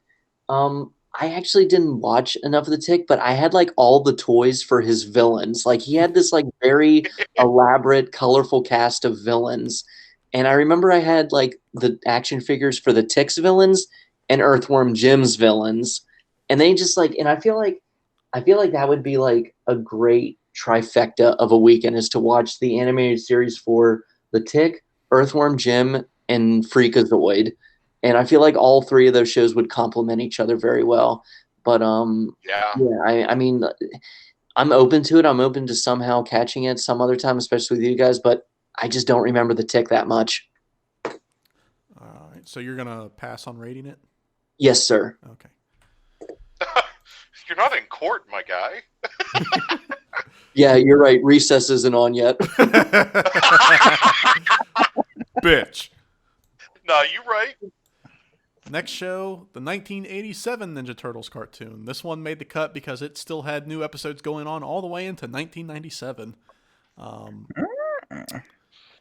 This is probably, if not the first, one of the first cartoons that I have a distinct memory of watching religiously. I feel like this cartoon, these version of the Turtles, when you mention the Ninja Turtles to anybody in our age demographic, this is the Turtles they think of immediately. That being said, this show is heavily tinted with nostalgia. When you remove the rose-colored glasses and look at this show, it is not only inferior to the 2003 show, this show very much had a bad case of why the fuck not syndrome. They just slapped a lot of things at the wall and just went with whatever stuck. And it's just really goofy and over the top, and the Turtles they're all the same character essentially. There's very little personality differences between them. So I mean, that being said, it's not a bad show, but it's not as good as everybody remembers. I'm gonna give it a C. What about you, Zach? I didn't really watch it much. I don't really have an opinion, to be honest with you, because, I mean, I was watching other things. Most namely, probably The Tick. But I'm probably going to withhold voting from it, because I just have to say, didn't really watch it. The fact that Kogel specifically has this great love for the Tick show it warms my heart. I love that. I just love how Kogel loves that show. Somebody needs to dress up as the Tick for Halloween now. Oh my god. No, yeah, man. because I can do the voice. No, Kogel should be the Tick. Somebody else should be Freakazoid, and I'll be Earthworm Jim. Yes. I'll be Crenshaw Pete. He invented the number 3. That he did. One day we have to tell this podcast that story, but that's for another episode. Mike, go ahead. What show are we on again? The 80s Ninja Turtles cartoon. The 80s Ninja Turtles. Okay, so I guess through reruns and shit like that, and I guess watching the newer episodes, I remember this one more than the 2003 one. I don't think it's better than the 2003 one because, like we said, the 2003 one was darker. It had a little bit better writing. But I will say, I think this one had the most staying power, I guess, because it was the first. Mm-hmm. It was the first time that it's what made the Turtles mainstream in general. Yeah, and it was the first time that they gave the Turtles the different color masks. Mm-hmm. Because in the original comics they all wore red. And it was just everywhere. I remember having the original turtle toys. I guess they were re-releases when I got them, but where they had the brownish orange weapons that you had to pop out of the thing. Mm-hmm. They came with a bunch of weapons, and those toys were so cool. I remember even going to a yard sale and finding the Technodrome, and that thing was pretty cool, even though it's not actual size. But I had the Turtles in Space toys. You had the sewer base. No. I had the Turtles in Space toys. Oh, the Turtles in Space. Yeah, I remember that. Yeah, I had a bunch of that. I had a football Leonardo, and then I had a Michelangelo that came with a street bike. I remember that was pictures my parents had from from Christmas when I was 4. But yeah, the show itself, I feel after you watch the first season, which the first season was only I think 6 or 7 episodes, mm-hmm. where they kind of do their origin story and stuff, it gets really, really hokey as time goes on. Yeah. It even got to the point, I mean, it's not even hokiness, but parents for some reason thought nunchucks were too violent. Yeah. Even though, mind you, Raphael and Leonardo are using swords and sais, mm-hmm. they thought nunchucks were too violent because apparently kids in real life were hitting each other with nunchucks. That's what I heard. I swear that's what I heard. Kids were buying nunchucks and beating the shit out of each other with them. Well, who bought them the nunchucks? Because that's not something they sell over the counter at Walmart. They joined the Foot Clan and they gave them nunchucks. they they stole them along with some TVs. Yeah. But but no, it got so bad that the cartoon literally changed Michelangelo's weapon. Like his iconic nunchucks were changed to a grappling hook. Like he literally had a grappling hook on a rope that he would like throw at people. I'm like, Congratulations, if parents, you anything, ruined throwing a everything. grappling hook at someone would probably be more dangerous. But I don't know. Like, I will say that one of the things I did like, and I might be the only one with this one. I like that Hamato Yoshi is Splinter. I Yeah, might be the only. I hated that shit. You don't like that? No. See, I don't know. I just think it's like it's a little more silly that like his pet rat somehow like learned martial arts by watching him, even though he was just. Okay, there's 6 foot tall turtles walking around doing karate. You draw the line there. Well, Yes. no, but see, this is like pre-ooze. You know what I mean? Like Pre-ooze. it is. It's like he was a normal rat watching a dude do martial arts, and then like when he becomes a mutant, he just knows like ninjutsu. Like I feel like it makes more sense that Hamato Yoshi like turned into Splinter. I I'm don't know. sorry. That's just I agree with. I don't know about him turning into him, but as far as like yes, like without any science fiction mumbo jumbo, like I agree with Michael. Like I'm sorry, like a normal rat just memorizing a human and then remembering it later on. Like I'm sorry. Rats are actually like pretty intelligent pets. Okay, well I still don't believe you. All right. Well, Mike, what do you rate the show? um I'll give it a B minus because nostalgic purposes, like I feel like if this didn't exist, like a lot of people wouldn't be into turtles, but it didn't age very well. So Yeah. yeah, I I'll like give it. turtles. I like turtles, but yeah, I'll give it a B minus. Go ahead, Blake. So I have more fond memories of the Butt Ugly Martians. Oh my God! There's a reference for you. Shit. So but yeah, it's just again TMNT as an IP, like I just don't love it as much as other people, and that's not just putting it down. It's just it just doesn't it just doesn't strike a chord with me as much. But I remember I marathoned like the first season or so with my nephew, and we watched like dozens of episodes over the course of a night, and I just got like the worst migraine ever. And I felt like I was going to throw up, and every light bulb felt like it was stabbing me right in the face. So that's I feel my like every boomer watching a superhero movie. yeah. No. When I watch anything Ninja Turtles, I become Martin Scorsese. But Jesus Christ. It's a theme park movie. But that's great, Kogel. I just didn't know Martin Scorsese sounded like that. I'm actually imitating his eyebrows. Oh, okay. I give it a C. All right. Last show for the evening. Yu-Gi-Oh. Oh man, this is my jam.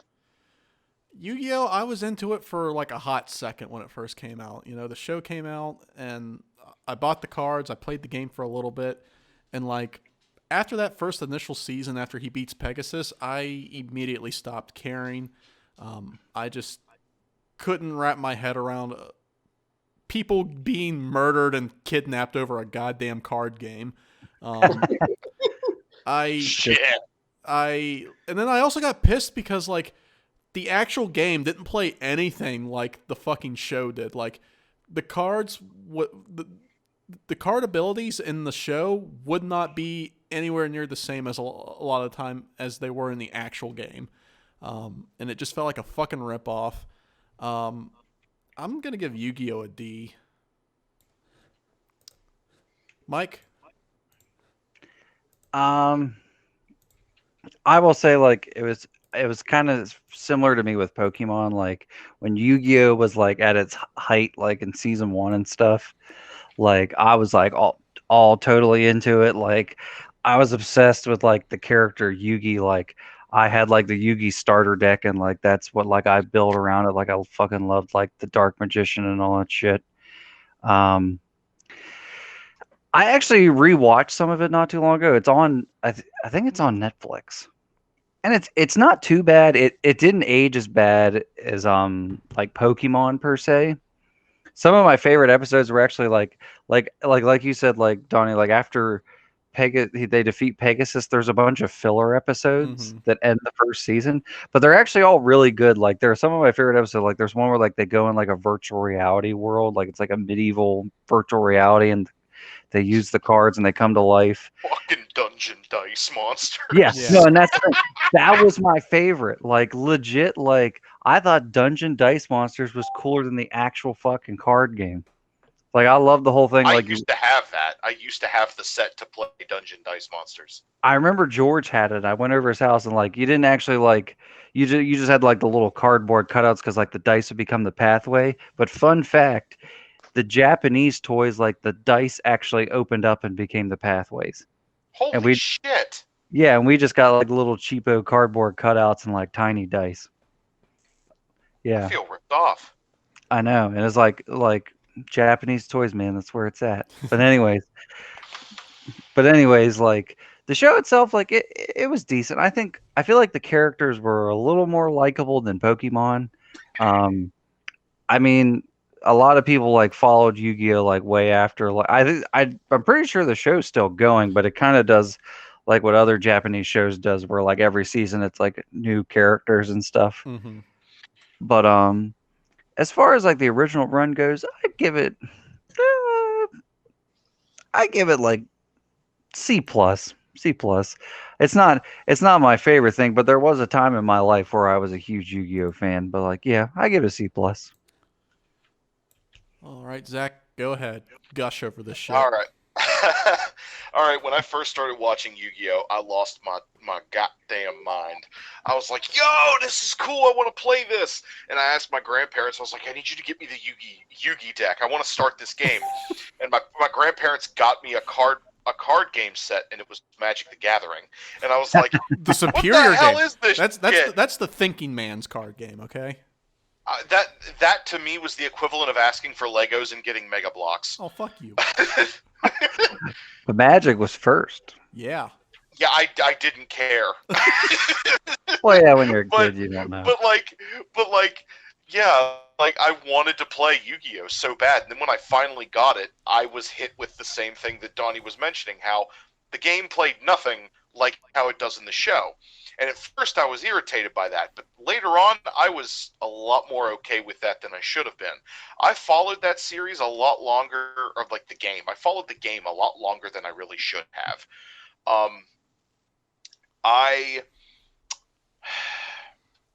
I let go of that game when they started coming out with weird shit like psychic type cards and weird shit like that, where they started bringing in aliens, and I'm like, all right, now you jumped the shark, I'm done. And then I came back a little later when they had like the tuners and the synchro monsters and all that jazz, and I still have those cards today. I remember you had a zombie deck. Oh yeah, no, I'm straight up zombie type player. But we're not talking about the card game. We're talking about the show, unfortunately. But Unfortunately. but as far as the show goes, I liked it. It had that classic Japanese anime style. We gotta believe in the heart of the cards. We're gonna win because we're friends. And I was like, Fucking okay, gag me. just take your fucking turn, dude. but but for real, like I enjoyed the show. I had, you know how that what is it? Pokemon had the CD to be a master. Yeah. Yeah. I had the CD for Yu-Gi-Oh called Music to Duel By. Yeah, they gave them out at McDonald's. No. This was the one they sold at Target. Oh. Yeah, right. That was the appropriate reaction. Oh. But yeah, I had the CD, I had the cards, I followed the series. Hell, I followed at least one series after the original Yu-Gi-Oh, which was called Yu-Gi-Oh GX. I liked GX. That was a pretty decent show. Was that the one they rode the motorcycles while they dueled? Oh no, fuck no. That was 5Ds. About 5 dicks in your mouth. You beat me by a second.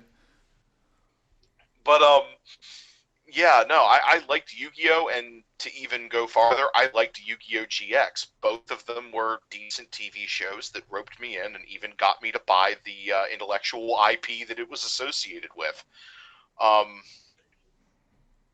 I The just only wait. sad thing was that I just appreciate how you basically just said intellectual property. yeah, yeah, because that's me. It's big brain I am time. that guy. It's big. I have a pretty big wrinkle. Not gonna lie. Jeez. But Rate the damn yeah, show. B. It could have been better, but it was still really good. So it's a B. A B for a big old wrinkle. Yeah. Go ahead, Blake. So to this day, I'm sorry, I never asked my mom to spend 1 cent on any of this merchandise, and I never watched one episode of the show. And if I watched any minutes of it, it was because I was waiting for what came next. So yeah, I Judge mean, Judy. yeah. Honestly, there's some great Judge Judy episodes. So fuck yeah. So no, pass. Just passing. Yes. All right. Well, that was it. That was the last show. We are all done. So I hope you guys had a good time. Did. It was a lot of fun. Yee. Yar. But if you missed this episode, or if you tuned in late, tonight's show will be uploaded to Spotify, Pandora, and Apple Podcasts, all the fun streaming services tomorrow, hopefully. Apple. Brapple. Boggle. Hey, thanks for joining us tonight, Mike and Zach. It was a good time. Lots of fun. Thanks, everybody, for I'm glad watching. you had me back. Yeah. Thanks, everybody, Now for I really watching and wanna for watch listening. We'll go watch The Tick. Yeah. And There you go. And be sure not to get a tick. Oh Yeah. God, no. Lyme I don't like disease is Lyme no disease. joke, man. Hey, be sure to follow us on Twitter at Fat Minute Radio. Find us on Facebook, Fat Minute Radio. And my name's Don John. You can follow me on Twitter at Don John Laughs. Here with my co-host BVJ. You can find him on Twitter at Puka Saucy. Thank you for listening tonight. See you next Sunday, 9 p.m. Thank you. Fuck you. Goodbye. Goodbye.